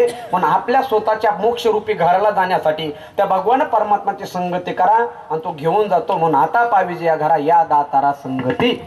संगती कशी बघा, आमचे गुरुवारी गमतीने सांगायचे, म्हणायचे एका कुंभारदादाकडे गाढव होतं. ऐका बरं का, एकच गाढव होतं, म्हणजे एकुलते गाढव होतं. आणि बरेच एकुलते गाढव असतात. 5G नाही वाटत. आणि मग महाराज त्या गाढवाला झाली सर्दी. आता गाढवाला सर्दी झाल्यामुळे त्याचा कामधंदा बंद पडला ना. आता उन्हाळ्याच्या दिवसामध्ये तो गाढवाच्या पाठीव माती आणायचा, मडके गाढवायचा, गाढवाच्या पाठीव टाकायचा, बाजारात विकाय न्यायचा. त्याला सर्दी झाल्यामुळे ते आजारी पडलं गाढव. ह्याची भूकमरीची पाळी आली. कुंभारदादाने गाढवाचा कान धरला, डॉक्टरकडे नेलं. डॉक्टरला सांगितलं, डॉक्टर साहेब माझ्या गाढवाला सर्दी झाली. पण डॉक्टर होता माणसाचा, पण जो गाढवाला सुद्धा सोडित नाही. पुढचं वाक्य लक्षात आलं ना. दुखणं कसं असू द्या महाराज, 1000 रुपये बिल निघतच. बरोबर आहे का नाही? म्हणला कुंभारदादा गाढवाच्या सर्दीचं औषध आहे म्हणला, पण औषध इथं नाही. औषध अहिल्यानगर पुण्याला औषध आहे. सकाळी औषध येईल बा. आता कुंभारदादाला गरज होती. म्हणला ॲडव्हान्स मध्ये 5000 रुपये घ्या, पण औषध उद्या नक्की आणायचं बरं का. डॉक्टर साहेब म्हणजे 100% आणतो, ॲडव्हान्स घेतलं होतं ना. कुंभारदादा गाढवाला घेऊन वापस गेले. इकडं डॉक्टरने विचार केला नेमकं औषध काय करायचं, कारण गाढवाच्या सर्दीचं औषध अजून मार्केटमध्ये उपलब्ध नाही. ह्याने तर पैसे घेतले होते. डॉक्टर हुशार होता. डॉक्टर हुशार होता म्हणण्यापेक्षा हुशार होता म्हणून तर डॉक्टर झाला होता. काय नाही म्हणला, तिकड जाय चटणी कुटायची. इकडे काय म्हणतात, चटणीत म्हणतात का? आमच्याकडे त्याला दुसरा एक शब्द आहे, भुरकी. बिना मिठाची बिना लसणाची. शब्दामध्ये फरक आहे का नाही महाराज? तुम्हाला 2 शब्द सांगतो जे तुम्ही कधीच ऐकले नाहीत आणि रोज खाता. तुम्ही म्हणता काय, सालकून फुकरू. ऐकलंय कधी? मला सुद्धा माहित नव्हतं. मी कोकणात चिपळूणला रत्नागिरीला मांडकीला कीर्तनाला गेलो. तिथल्या आधीने विचारलं, महाराज तुम्हाला जेवाय काय करायचं? मी म्हणलं तुमच्याकडे असं ते करा. ते म्हणले आमच्याकडे 2 पदार्थ लय फेवरेट आहेत. म्हणलं कोणते? ते म्हणले सालकून फुकरू. माझ्या बापजीन मी कधी माहित नव्हतं हे. मी म्हणलं फुकरू लय कस तरी वाटायले बा. मी म्हणलं फुकरू नका मला सालकू करा. तिने शिळे तुकडे शिजवले. मी म्हणलं फुकरू काय होतं? ती म्हणली पुरणपोळी. शब्द माहित नसला असं होतं. आमच्याकडे चटणी म्हणतात, चटणी ऐका. मग त्या डॉक्टरने ना तिकडं जाळ अशी चटणी कुठली चटणी कशासाठी काहीच नाही म्हणला. उद्या सकाळी गाढव आलं, गाढवाच्या नाकात चटणी टाकायची, गाढव ठसकणार, नाक मोकळं होणार, 5000 रुपये आले म्हणला. किती सोपं औषध आहे बरं. सकाळी सकाळी कुंभारदादा आले. म्हणले का हो डॉक्टर साहेब औषध आलं का? हा म्हणले औषध आलं, पण औषध लय खतरनाक आहे. अगोदर गाढवाच्या 4 पाय गच्च बांधा. असं लिंबाचं झाड होतं, गाढवाच्या 4 पाय गच्च बांधले. ऐका बरं का. पण डॉक्टरने विचार केला, म्हणला गाड्या जर अशी नाकात चटणी फेकली, फेकलेली सगळीच्या सगळी चटणी नाकात जाईल का? नाही ना. आता ते गाढव आहे महाराज, डोळ्यावर जाईन, अंगावर जाईन. पण ते गाढव आहे, एका लातात कुठं पाठवेल सांगता येत नाही. डॉक्टर म्हणला काय नाही, लांब नळी घ्यायची, नळीमध्ये चटणी भरायची, तिकडून नळी गाढवाच्या नाकात घालायची, निकून चटणी फुकायची. तिकून एक हातभर नळी घेतली, नळीमध्ये चटणी भरली, ईदभर नळी गाढवाच्या नाकात घातली आणि एकूण फुकण्यासाठी तोंडात धरली. डॉक्टर इकून फुकणार, तेवढ्यात गाढव तिकून फुर्र गेलं. हे तरी लक्षात आलं का नाही काय झालं तर? हा, चटणी तिकडे गेली नाही. हा जमलं. सगळीच्या सगळी चटणी कुठं गेली? डॉक्टरच्या तोंडात गेली. ते गाढवाचं जाऊ द्या, ते गाढवच होतं. पण डॉक्टरचं काय झालं असं याचा विचार करा ना. डॉक्टर 6 महिने आयसीयू मध्ये होतं. कशासाठी? संगती गाढवाची केली. हा, म्हणून संगती मनुष्याच्या जीवनामध्ये फार महत्वाची. अजून सोपं करून सांगतो काय झालं बघा. वाघाचे गाढवाचे भांडणं लागले. जरा जरा लक्ष देऊन ऐका बरं का. 5G राहू द्या. वाघाचे गाढवाचे भांडणं लागले. गाढव म्हणत होता गवत पिवळं आणि वाघ म्हणत होता गवत हिरवं. गवत कसं आहे आता तुम्हीच सांगा, हिरवं आहे का पिवळं आहे? हिरवं हिरवं. गाढव काय म्हणत होता? पिवळं. दोघांचे भांडणं लागले. न्याय देण्याचं काम सिंहाकडे गेलं. सिंहाने सरळ सरळ गाढवाच्या बाजूने न्याय दिला आणि वाघाला अटक केलं. वाघ म्हणला, सिंहा अख्ख्या जगाला माहिती गवत हिरवं तरी सुद्धा तुम्हाला अटक केलीच. सिंह म्हणला, वाघा अख्ख्या जगाला माहिती गवत हिरवं तरी सुद्धा तो गाढवा बरोबर भांडत राहिला. नाही लक्षात आलं? गवत पिवळे म्हणून तुला अटक केली नाही म्हणला, तू गाढवा बरोबर भांडलास का म्हणून तुला अटक केली. म्हणून संगती मनुष्याच्या जीवनामध्ये फार महत्वाची आहे. जगद्गुरु श्री तुकोबाराय म्हणतात, मी सामान्य लोकांच्या संगतीला लागलो नाही, माझ्या मोक्षरूपी घराला जाण्यासाठी, या घरामध्ये चांगलं कार्य करून त्या घरापर्यंत पोहोचण्यासाठी या दातारा संगती. दातारा शब्द फक्त भगवान परमात्मालाच आहे. ऐका, यशस्वी औदार्य ज्ञान वैगारी ऐश्वरी हे साही गुणवरी वस्तू जेत म्हणून तो भगवंतो. त्याला भगवंत का म्हणतात? सगळ्यात महत्वाचा शब्द आला दातारा. तो देणारा आहे. प्रत्येकाला देतो महाराज. पण काय देतो? तो मोक्षरूपी घर देतो. तो कोणाची उपेक्षा करत नाही. फक्त तिथं तिकीट अहंकाराचं काढावं लागतं. अभंगाचं दुसरं चरण. पायावरी ठेवू माता,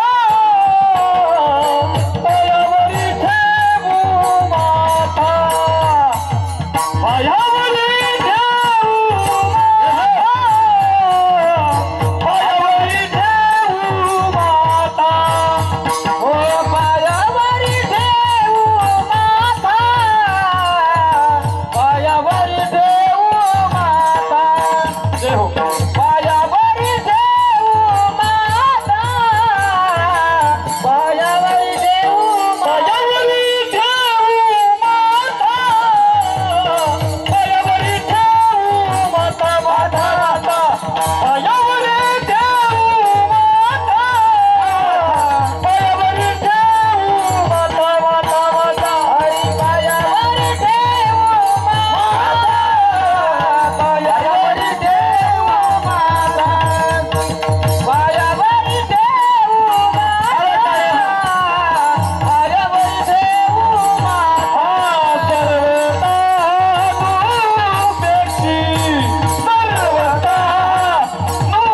नुपेक्षी, पायावरी ठेवू माता, पायावरी ठेवू माता, माता माता, पायावरी ठेवू माता, पायावरी ठेवू माता, हो या सर्वता नुपेक्षी, या सर्वता नुपेक्षी, पायावरी ठेवू माता, पायावरी ठेवू माता, पायावरी ठेवू माता, पायावरी ठेवू, पायावरी ठेवू माता,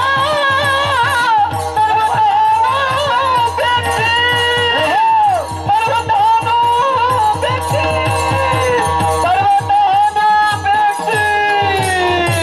पायावरी ठेवू माता, या सर्वतोनुपेक्षी,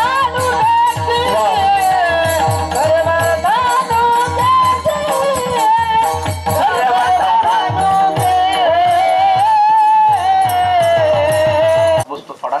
बसला म्हणण्यापेक्षा जरा झोपलाच आवाज. ऐका ऐका. जगद्गुरु श्री तुकोबर अभंगाच्या दुसऱ्या चरणामध्ये भगवान परमात्मा मोठेपण सांगतात. ऐका. आता घर बांधले, बरोबर आहे का नाही? या घरामध्ये चांगलं वर्तन करून आपल्या मूळ घराला जाण्यासाठी त्याच्या पायावर नतमस्तक व्हावं लागतं. म्हणून पायावरी ठेवू माता. तुकोबर म्हणले आता पावी जे या घरात, त्या घराला जायचंय ना. काय आणलं तुम्ही? साधन. मगाशी विषय झाला. मोटरसायकल, रिक्षा, काहीतरी फोर व्हीलर गाडी आणली ना. आता मला सांगा, ती गाडी अशीच जाते का? बिना पाण्याची, बिना पेट्रोलची? नाही. डिझेल काय टाकावं लागेल का नाही गाडीमध्ये? डिझेल टाकायला काय लागतं? काहीच लागत नाही. का सासऱ्याचे पंप घातले? पैसा लागतो का नाही? आता ऐका बरं का. आता महत्वाचं आहे. भगवान परमात्माच्या घराला जाण्यासाठी नेमकं तिकीट कशाचं काढावं लागतं? जायचंय तिथं, न्याराला देव आहे, पण काय खर्च आहे का नाही? तुकोबऱ्या म्हणले तिथं सुद्धा फुकट जाता येत नाही. तिथं सुद्धा एक तिकीट काढावं लागतं. त्या टिक्या पायावरती माता या शब्दाचा शुद्ध अर्थ आहे अहंकार. अहंकार बाजूला केला की देव जवळ करतो. म्हणून सर्वतः नुपेक्षी. तो कोणाचीच उपेक्षा करत नाही. पण अहंकार बाजूला काढला तर अहंकाराचं ओझ घेऊन चालणाऱ्या माणसाला देव कधी जवळ करत नाही. लक्ष दे नाही का बरं का. म्हणून तुकोबऱ्या म्हणले ज्यांनी मोठेपणा धारण केला देव त्यांना थोडं लांब करतो. त्याने आपल्या हृदयातला मोठेपणा बाजूला काढून टाकला आणि जो प्रेमळ झाला देव त्याला जरा जवळ करतो बरं का. मोठेपणाचं ओझ घेऊन चालणाऱ्या माणसाला देव किंमत देत नाही. ह्याच्यात नवल नाही. माणसंच माणसाला किंमत देत नाही. लय मोठा वागत असला ना लोक म्हणतात तू त्या रस्त्याने जा, इकडून येऊ नको. का? मोठ्याला किंमत नाही महाराज. मोठेपणा ओझ घेऊन चालणाऱ्याला देव जवळ करत नाही. अगदी सोपं करून सांगायचं ठरलं. लक्ष द्या नाही का. तुम्ही झोपल्या काय? नाही ना. हा. आता बऱ्याच माता माऊल्याला दोन मुलं असतील. दोन मुलं असतील ना, थोरला आणि धाकटा, लहान आणि मोठा. ऐका बरं का, खरं खरं बोलायचं. तुम्हाला लहान आवडतो का मोठा? त्यामध्ये मोठा म्हणव तर लहान कीर्तनाला आलेला आहे. लहान म्हणव तर मोठा बाहेर दगड घेऊन उभा आहे. दोन्ही तुमचेच आहेत महाराज. सांगता येतं का तुम्हाला कोणता आवडतो? नाही ना. तो कोबर आहे काय बोलले ऐका. दोन्ही उभयता आपणची व्याली. आणि आवडीची चाली भिन्न भिन्न ती. तुकोबाराय बोलले दोन्ही मुलं एकाच आईच्या पोटी जन्म घेतात, पण आई भेदभाव करते मुलांमध्ये. दोन्ही तिचेच आहेत, पण आई फरक कसा करते बघा. ऐका, मोठा असतो 5 वर्षाचा, लहान असतो 1 वर्षाचा. ऐका, हे तुमचे बरं का. मोठा किती? 5 वर्षाचा, लहान 1 वर्षाचा. आता मोठ्या मुलाला भूक लागली, किती वर्षाच्या? 5 वर्षाच्या मुलाला जर भूक लागली ना, आई काय करते बघा, त्याला जवळ घेते, सतरंजी टाकते, त्याच्यावर बसवते, वाटी घेते, वाटीत दूध टाकते, दुधात भाकरीचा काला चोरते, मोठ्या मुलाच्या पुढे ठेवते वाटीत. त्याला काय म्हणते माहिती का? माझं बाळ लय मोठं झालंय, लय हुशार झालंय, कसं हाताने काला खातय. कोणत्या मुलाला? मोठ्या मोठ्या. हा, माझ्या बाळासारखं हुशार अख्ख्या गावात कोणी नाही, हेच मुख्यमंत्री होणार आहे, हेच पंतप्रधान होणार आहे, असं त्याला मोठेपणा देते. आणि त्याला वाटतं हा मी मोठा झालो असं स्वतःला अभिमान धारण केल्यामुळं त्याला हाताने कावा खाला लागतो. बरोबर आहे का नाही? आता तुम्ही हात प्रयोग लहान्या मुलाव करा बरं, 1 वर्षाच्या मुलाव. त्याला म्हणा बरं लय मोठं झालंय, कसं हाताने काला खातय. त्याला मोठं म्हणा नाहीतर मुख्यमंत्री म्हणा, ते खातं का हाताने? मग आई काय करते महाराज, त्या लहान्या मुलाला असं कडेवरती घेते, आहे का नाही, कडेवरती घेते, वाटीत काला चोरते. हा चिवचा घास, हा माऊचा घास, हा काकूचा घास, हा मामाचा घास, हा कुत्रीचा नसतो म्हणा नसतो, आहे का नाही, गाईचा असतो. असा ह्याचा त्याचा घास करून आई बळच कोणत्या मुलाला खाऊ घालते? आता लहान्याला. ऐका, आता तुम्ही तुमच्या हाताने लहान्या मुलाला खाऊ घातलं का मोठ्या? कोणत्या? लहान्या. मोठा तुमचाच आहे, पण खाऊ घातलं नाही का? तो मोठा झाला म्हणून. परमार्थ क्षेत्रामध्ये ज्या भक्तांनी अहंकाराचं ओझं घेतलं आणि स्वतःकडे मोठेपणा घेतला, देव त्याला चुरून देतो, म्हणतो तुझं तू खा. बोलणं लक्षात यायला ना? हे दिंडी घे, हे मठ घे, हा सप्ता घे, आणि तुझं तू बघ. आणि त्याने अहंकार बाजूला काढून दिला. भगवान परमात्मा त्याला अहंकार नाडी गेला, तुका म्हणे देव झाला, तुका म्हणे देव झाला, तुका म्हणे देव झाला. अहंकार गेला, तुका म्हणे देव झाला, तुका म्हणे देव झाला, तुका म्हणे देव झाला. तुका म्हणे देव झाला, तुका म्हणे देव झाला, तुका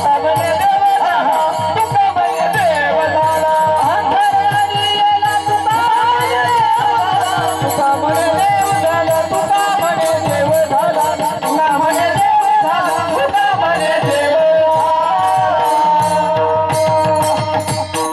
जगद्गुरु श्री तुकोबाराय म्हणतात, देव त्याला जवळ करतो ह्याच्यात नवल नाही. देव त्याला आपला देवपणा सुद्धा देतो. कधी? अहंकार गेल्याच्या नंतर, तोपर्यंत नाही. पण अहंकार घालावा लागतो परमार्थ क्षेत्रामध्ये. म्हणून पायावरी ठेवू माथा, अहंकार नियमित असतो बरं का. आणि ज्ञानेश्वर माऊलीने 17व्या अध्यायामध्ये सांगितलं, 5 विकारांना पालन पोषण करणारा नाव आहे त्याचं नाव अहंकार. ती तर इच्छा कुमारी झाली, ती कामाच्या तारुण्य आली, ते द्वेषाची बांधली वराडिक. माऊली म्हणले, इच्छा नावाची मुलगी लग्नाला आली. बाबाला म्हणले, बाबा माझं लग्न करा. कोण? इच्छा. वडिलांनी तिचं लग्न रागा लावून दिलं. कोणाबरोबर?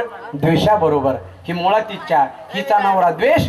त्यांना 2 मुलं झाली. कोणती? त्या दोघास्तव जन्माला द्वंद्व मोह नोहे भला. पहिला द्वंद्व आणि दुसरा मोह. पण इच्छा नावाची एवढी खतरनाक स्त्री मुलाला जन्म दिल्या ती त्यांना सोडून गेली. मग महाराज, या मुलांना लहानाचं मोठी कोणी केलं? माऊली म्हणतात, मग तो आजाने वाढविला अहंकारी. सगळ्या विकारांना खत पाणी घालणारा आजा, त्याचं नाव आहे अहंकार. म्हणून तर तुकोबाराय म्हणजे पायावरी ठेवू माता. अहंकार समर्पित करायचा. अहंकार नेहमी डोक्यातच असतो ना. म्हणून सत्कार पायाचा करतात का डोक्याचा? लग्नात फेटा कुठं बांधतात? गुडघ्याला, डोक्याला. का? अहंकार आहे महाराज. हा अहंकार कमी करण्यासाठी मोठेपणा द्यावा लागतो. म्हणून तुकोबाराय म्हणले, अहंकार देवाच्या पायावर ठेवा. मी केलं तरच होतं, मी नाही केलं तर काहीच होऊ शकत नाही. तुकोबाराय म्हणले, तू जाऊन बघ, तुझ्या हातून काहीच राहत नाही. हा, लोकांना गैरसमज काय, मी केलं तरच होतं. जुन्या काळात ती घटना अशी झाली बघा. एक राजा होता. राज्याच्या 4ही बाजूने 20 फूट उंच भिंत होती, 20 फूट. आणि एकच मेन गेट, मेन दरवाजा होता. म्हणजे किती सक्सेस चोर असला तरी त्याला चोरी करता येत नव्हती. पण एका चोराने प्रयोग केला महाराज. चोरी करण्याचा प्रयत्न केला, पण झाला असं, त्याच्याकडून ती तिजोरी जी फोडली ना, त्याच्यात हिरे माणिक मोती पैसा काय होतं ते गठोडत बांधलं आणि भिंतीहून उतरता नेमकं गठोडत आतमध्ये पडलं. म्हणजे चोरी करण्याचा प्रयत्न केला, चोरी फसली पण प्रयत्न केला. राजाने अशी दौंडी दिली, प्रधानजीला सांगितलं, प्रधानजी गावात जाऊन सांगा जो कोणी सांगन चोरी कशी झाली त्याला 5 लाख रुपये बक्षीस.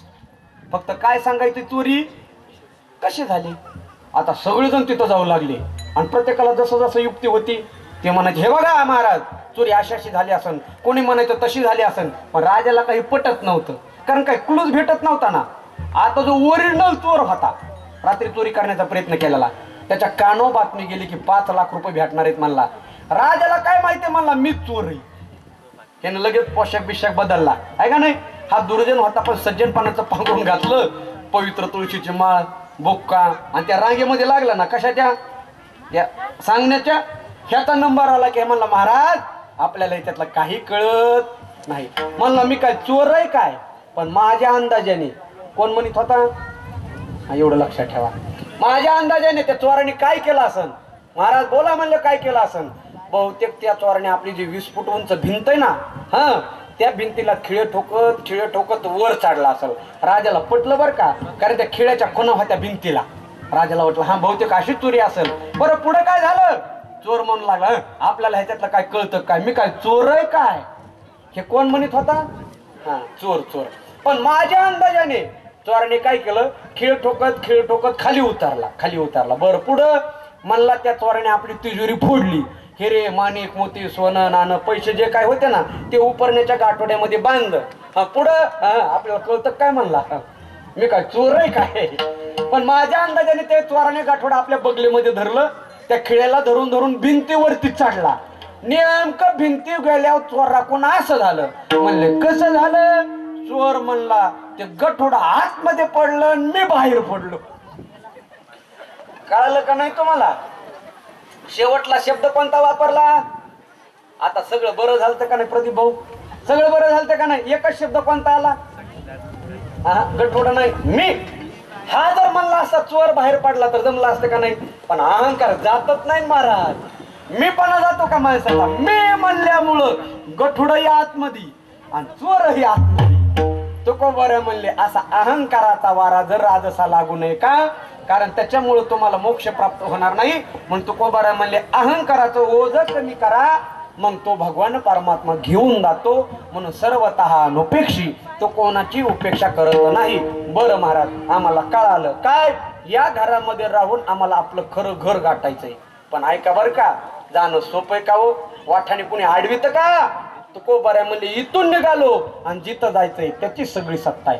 येथून तिथं वारी आता, येथून तिथं वारी आता, येथून तिथं वारी आता, येथून तिथं वारी आता,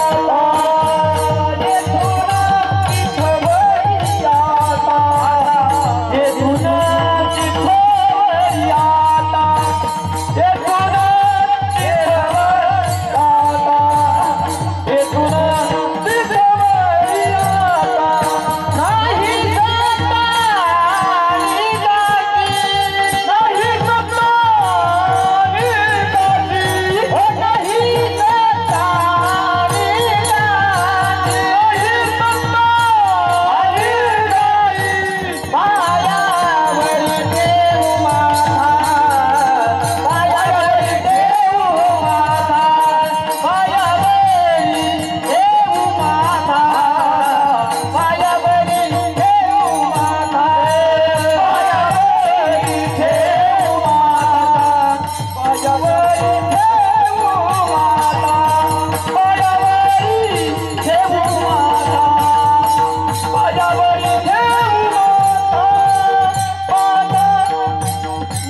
आता, तेतवर आता कुठून कुठपर्यंत, जिथून निघालो जिथं जायचं तिथपर्यंत, येथून तेतवर मृत्यू लोकापासून वैकुंठापर्यंत सगळी सत्ता भगवान परमात्माची आहे बरं का.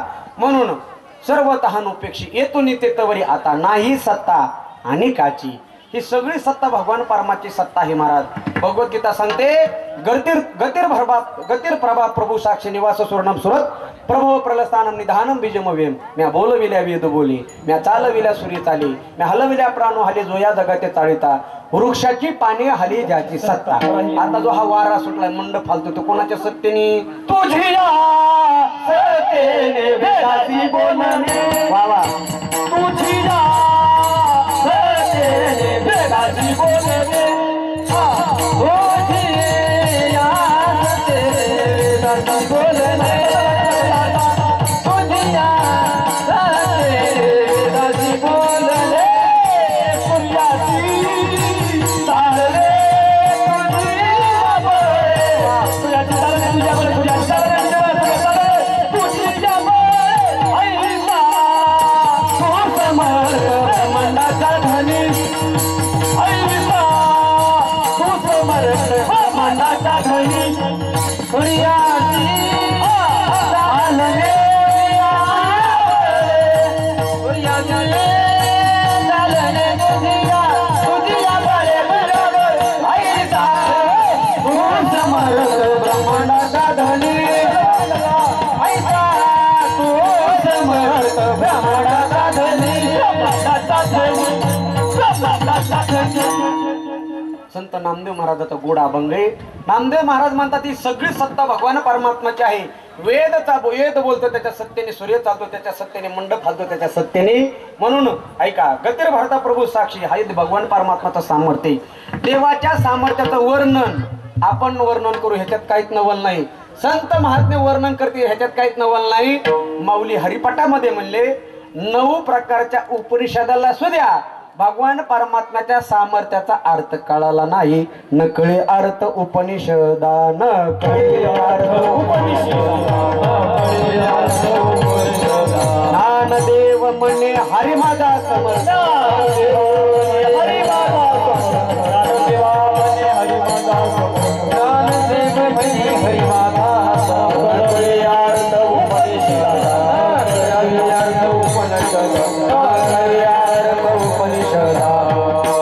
ही देवाची सत्ता आहे महाराज.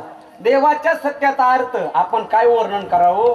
तुकोबार म्हणले येतो नित्यतावरी आता जिथपर्यंत आपली दृष्टी जाते, जोपर्यंत एवढं ब्रह्मांड आहे, ही सगळी सत्ता त्या भगवान परमात्म्याच्या सत्तेनेच चालतं. आपण नामधारी माणसं आहे. कधी कधी नवल एका गोष्टीचं वाटतं महाराज, देव बघून वरून आपल्याकडे हसतो बरं का. देव म्हणतो कसं म्हणतोय माझी 10 एकर जमीन आहे, कसा म्हणतो माझं घर, हे सगळं देव म्हणतो माझंच आहे, तुला सांभाळायला दिलंय. बरोबर आहे का नाही? मला सांगा बरं, आपण जन्म घेण्याच्या अगोदर जमीन होती का नव्हती? होती. उदाहरणार्थ तुमच्या माझ्या सहित सगळ्याला जायचंय, आपण गेल्याच्या नंतर जमीन राहणार आहे का जाणार आहे? तशीच आहे ना. हे सगळं त्याच आहे महाराज, सगळं त्याच आहे. आपण मी नांदेडला कीर्तनाला गेलो होतो महाराज आमच्या मराठवाड्यात, ऐका. आणि त्या भागामध्ये गहू खूप निघतो. ज्या घरी आम्हाला जेवाय केलं होतं ना, अगदी पुरणपोळीचा स्वयंपाक केला होता जेवण्यासाठी, त्या घरातल्या माता माऊलीने आम्हाला तूप लावून पोळी जेवायला वाढली. आमच्या शेजारी तो घर मालक जेवायला बसला, तिथला तो घर मालक. त्या घर मालकाला ज्वारीची भाकर आणि दूध वाढलं. मी म्हणलं माऊली आमच्या समोर एवढा अन्याय, आमच्या माघारी कसं असेल? खाऊ द्या ना एखादी पोळी, काय होतंय म्हणलं. घरामध्ये तर 400 कट्टे दिसायलेत गावाचे. महाराज त्या माता माऊलीने गहू पुराण चालू केलं. ते म्हणले महाराज काय सांगू, या वर्षी आम्ही 40 एकर गहू पेरला, 400 कट्टे गहू निघला. आणि यांना लय पोळी आवडत होती. नवीन गहू घेऊन मी गिरणीवर गेले, गहू दळून आणला, सुंदर अशी तूप लावून पोळी केली. यांना दुधात पोळी खायला वाढली. यांनी पहिला घास पोळीचा मोडला की पहिला अटॅक आला. डॉक्टरनी सांगितलं ह्यांना जिवंत ठेवायचं असं तर गव्हापासून 1 किलोमीटर लांब ठेवा. गहू पिकवणं आपल्या हातामध्ये आहे, पण खाऊ द्यायचं का नाही कोणाच्या हातात आहे बोला बरं? देवाच्या हातात आहे. गाडी घेणं आपल्या हातात आहे, पण सुखरूप येऊ द्यायचं का नाही कोणाच्या हातात आहे? देवाच्या हातात आहे. म्हणून येतो नेते तवरी आता कोणाचीच सत्ता नाही महाराज, ही सगळी सत्ता भगवान परमात्म्याची. हे देवाचं सामर्थ्य आहे बघा. मग का हो तुकोबार आहे, तुम्ही निघाले म्हणले निघालो. आता कोणी अडवित नाही, कोणीच अडवू शकत नाही का? सत्ताच कोणाची नाही ना. ऐका, स्वतःच्या गाडीने जायचं असं तर टोल नाक्यावर अडवलं जातं. उदाहरण कळलं ना? स्वतःच्या गाडीने जायचं असेल तर कुठं अडवलं जातं? टोल नाक्यावर अडवलं जातं. किंवा रोडला आरटी वगैरे असतात ना, ते हात करतात बा, कागदपत्र दाखवा, कागदपत्र नसले तर 1000-500 रुपये घेतात, अडवतात का नाही? पण उदाहरणार्थ तुम्ही कलेक्टरच्या गाडीत बसून निघलात, गाडी कुणाची आता? कलेक्टरची. कुणाची ताप आहे अडवाय सांगा बरं? आरटीओ जरी उभा असले तरी असा सलाम करतात का? गाडी कुणाची हे महत्वाचं आहे. तुम्ही जर या देहाच्या माध्यमातून निघाले तर आडवणारी यम दारादारात लक्ष देऊ नाही का? वैकुंठाला हा देहाच्या माध्यमातून निघाले, टोलना काय यम आहेत, यमदूत आहेत, पण प्रत्यक्षात भगवान परमात्म्याच्या गाडीने निघाले. अडविणार कोण आहे? म्हणून येतो नित्य तवरी आता नाही सत्ता अनेकाची. मग माव का हो तुकोबार आहे? तो भगवान परमात्मा तुम्हाला घेऊन चालला, आम्हाला नेहीन का? तुकोबार आहे म्हणलं त्याच्यासाठी तिथं नीट राहावं लागतं. बोल लक्षात आलं ना? इथं नीट राहिलं की तिथं जाता येतं, कारण तो प्रेमळ आहे, चक्रपाणी आहे. तुका म्हणे चक्रपाणी, तुका म्हणे चक्रपाणी,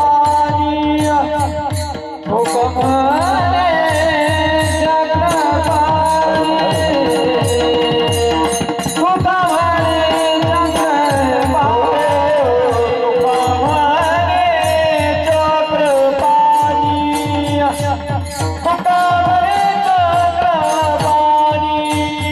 तुका म्हणे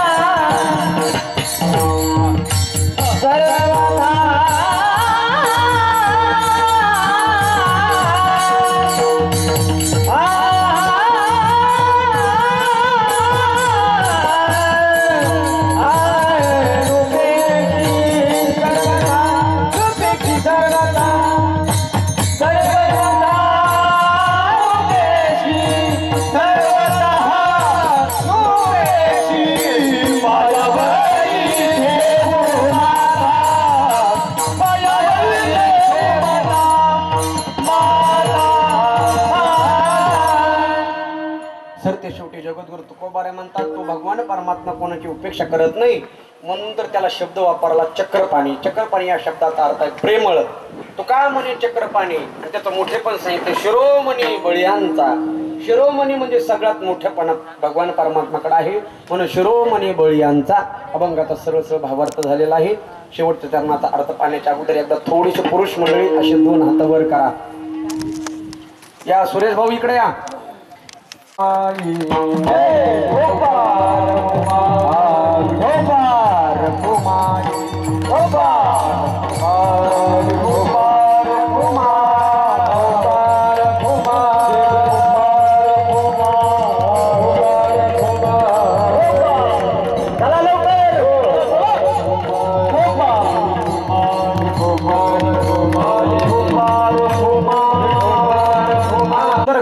नाव दिलेलं आहे बघा, म्हणून त्यांचं कौतुक केलं पाहिजे का नाही बरं. एखादा सुंदर असं या ठिकाणी घरावरती नाव दिलेलं आहे. अनुसया निवास आणि जनाई निवास या 2 माता माऊलीच्या चरणी मी प्रार्थना करतो आणि माऊली तुकोबाराच्या चरणी प्रार्थना करतो. या घराला अशीच भरभराटी येऊ, यश कीर्ती समृद्धी, वडीलधाऱ्या माणसाची सेवा, वारकरी संप्रदायाची सेवा, अतिथी पूजन मिष्टान्न पानम गृहे हे म्हणल्यासारखं प्रत्येकाला भोजन करावं अशी मी अपेक्षा करतो. माणसं चांगलं वागले तर त्याचं नाव निघत असतं. कोण कोणाचं नाव घ्यायला सध्या तयार नाही. आज चालू कलियुगामध्ये मुलं बापाचं वर्ष श्राद्ध करायला तयार नाहीत महाराज. कोण कोणाचं नाव घेतो? एवढं मोठं कार्य करणं सोपं नाही आणि त्यांच्या हातून झालेलं आहे.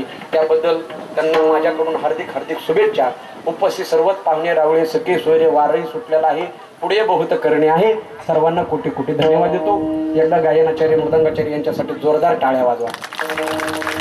त्या अनुसया निवास आणि जनाई निवास या नूतन वास्तूच्या वास्तुसंचेच्या निमित्ताने या भाबड परिवारावरती प्रेम करणारे त्यांचे पाहुणे रावळे सखे सोयरी जगोदर श्री तुकोबाराय म्हणतात, माने पाचारिता नोही आरा नको आणि आईशी ती लोक प्रीतसाठी प्रेमापोटी आलेली ही पोच पावती आहे. सर्वांना कोटी कोटी धन्यवाद देतो. आता सगळेच मग अशी काही कीर्तनाच्या अगोदर भेटून गेले, काही कीर्तनामध्ये आले. सर्वांना कोटी कोटी धन्यवाद देतो. माता माऊल्या पुरुष मंडळी आहेत, आमचे प्रदीप भाऊची सुद्धा भेट झाली, त्यांना सुद्धा धन्यवाद देतो. हा नंतर ती वार बघा हे सगळं जुळण हे मदत झाली. पुढं बहुत करणे आहे. नंतर कार्यक्रम आहेतच बघा. सगळ्यांना कोटी कोटी धन्यवाद देतो. थांबतो. ज्ञानेश्वर माऊली ज्ञानराज माऊली ज्ञानेश्वर माऊली ज्ञानराज माऊली ज्ञानेश्वर माऊली ज्ञानराज ज्ञानेश्वर माऊली ज्ञानराज माऊली ज्ञानेश्वर माऊली हरी ज्ञानेश्वर माऊली ज्ञानराज माऊली हरी हरी हरी विठ्ठल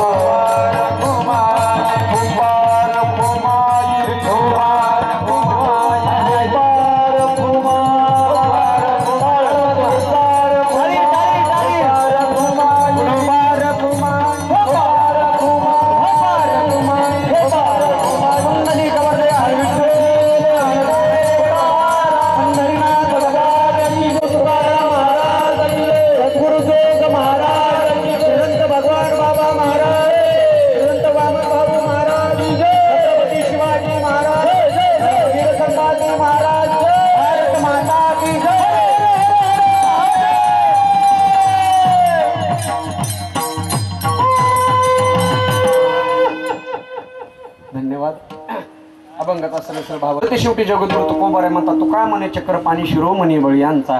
त्या भगवान परमात्माचं मोठे पण तुकोबाराने सांगितलं तो सामान्य नाही म्हणले, तो शिरोमणी आहे. शिरोमणी मोठे पण कोणाचं पत्करावं हे कळायला पाहिजे. बळीयांचा किंवा बळीयाचाही बळीयाचाही देव बळीया पंढरीराव.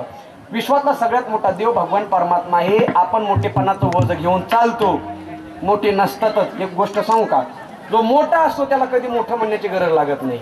एक गावामध्ये कीर्तनाला चाललो होतो बरं का, तालुक्याचं गाव लागलं आणि त्या तालुक्याच्या गावाच्या साहेबाचा वाढदिवस होता. आता तालुका कोणता होता मी सांगणार नाही बरं का, लगेच मी आता तुमच्या डोळ्यासमोर येईल. आणि मग मला त्या साहेबाचा वाढदिवस होता. अख्ख्या तालुक्यात साहेबाचे बॅनर लावले होते, साहेबांना वाढदिवसाच्या हार्दिक हार्दिक हार्दिक शुभेच्छा असे बॅनर होते. मी ड्रायव्हरला म्हणलं, ड्रायव्हर जरा गाडी सावकाश घे, मला बॅनर मापायचे किती. तर ह्या कडीपासून त्या कडीपासून बॅनर मापले तर 100 बॅनर भरले. मी म्हणलं जे आरती 100 बॅनर आहेत त्या ते साहेब मोठे असले पाहिजेत. साहेबाच्या घरी गेलो, म्हणलं साहेब तुम्हाला जन्मदिवसाच्या हार्दिक शुभेच्छा. ते म्हणले महाराज इकडं कुठं, मला यावंच लागणार, अख्ख्या तालुक्यात तुमचे बॅनर आहेत.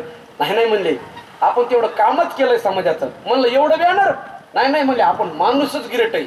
अहो म्हणलं पण एवढं बॅनर, नाही म्हणले समाजात आपलं प्रेमच तेवढं आहे. अहो म्हणलं पण साहेब 100 बॅनर असतात का.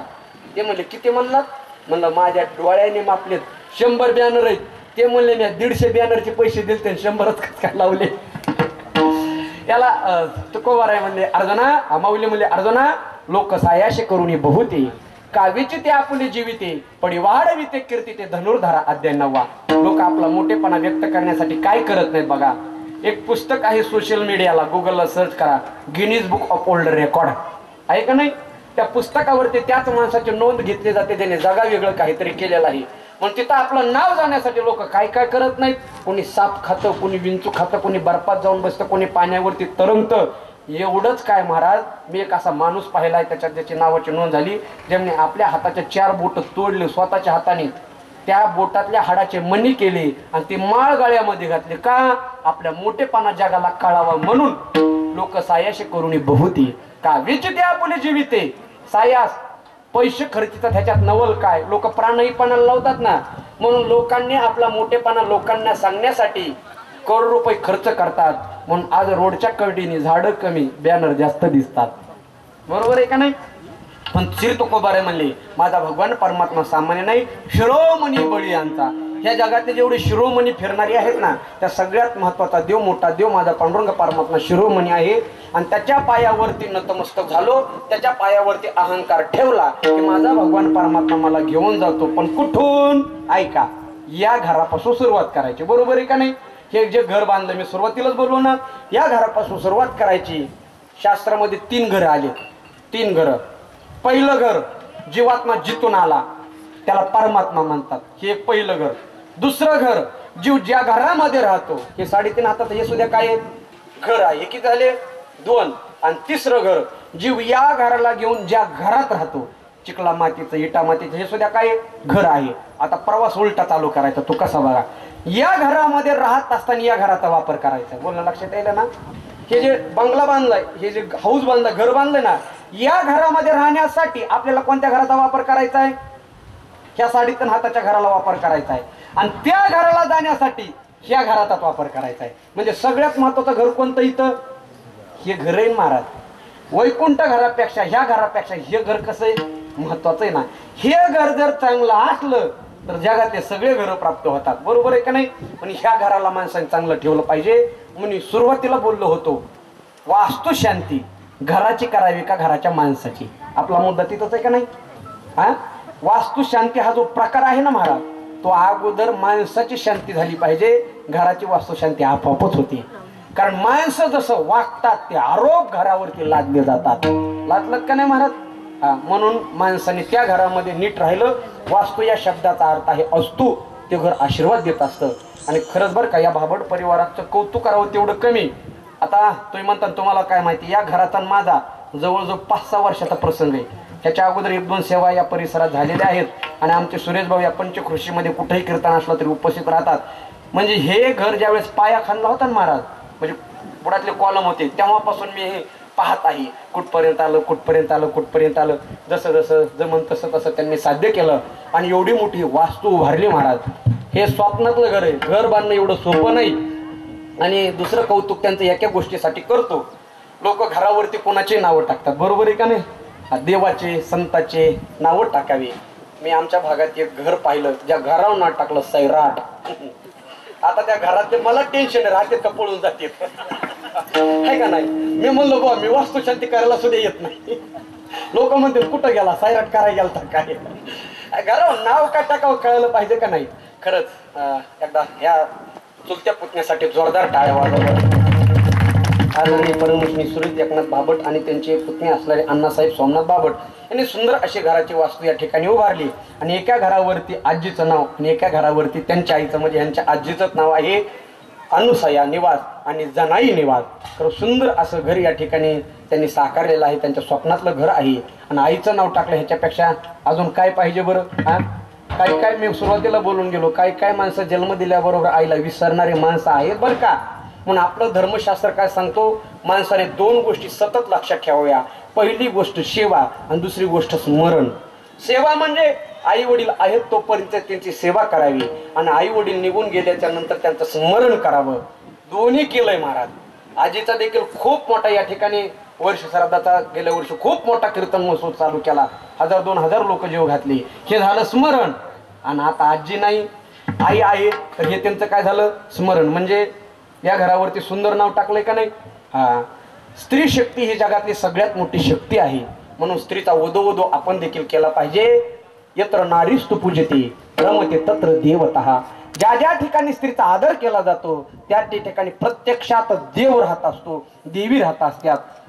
म्हणून सगळ्यात मोठं समर्पण जर कोणाकडे असेल ना महाराज, पुरुषाकडे अजिबात नाही बरं का.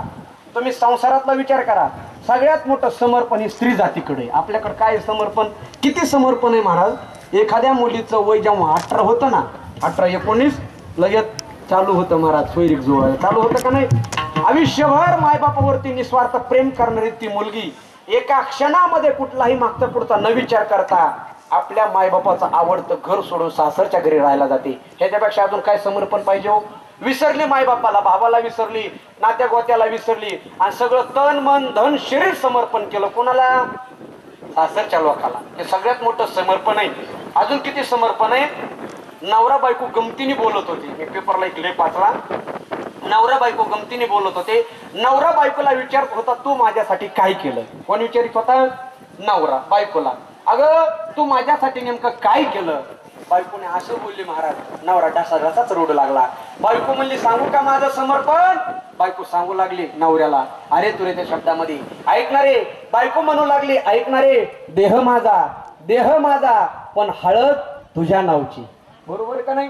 देह माझा पण हळद तुझ्या नावची, गळा माझा मंगळसूत्र तुझ्या नावचं, कपाळ माझं पण कपाळावरचं कुंकू देखील तुझ्या नावचं, हात माझे हातातील बांगड्या तुझ्या नावच्या, हात माझे हातावरची मेहंदी तुझ्या नावची. एवढंच काय रे, पाय माझे पण पायातील जोडवे तुझ्या नावची, पाय माझे पायातील पैंजण तुझ्या नावचं. एवढंच काय ऐकणारे, सगळं घर सांभाळते मी आणि घर देखील तुझ्याच नावचं. हा देह माझा, पोट माझं, रक्त माझं, 9 महिने 9 दिवस त्रास मला आणि मुलं तुझ्याच नावचे. वड सावित्री पौर्णिमेला फेऱ्या मारते मी आणि वरदान तुला. वडीलधाऱ्या माणसाच्या पाया पडते मी आणि आशीर्वाद तुला.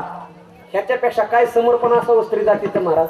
हे जगातलं सगळ्यात मोठं समर्पण आहे. म्हणून ऐका, महाराष्ट्रामध्ये, महाराष्ट्र हा देश स्त्रीशिवाय पूर्ण होऊ शकत नाही महाराज. जी महाराष्ट्रामध्ये सगळ्यात मोठी क्रांती केली ना महाराज, ती पुण्यश्लोक अहिल्याबाई होळकर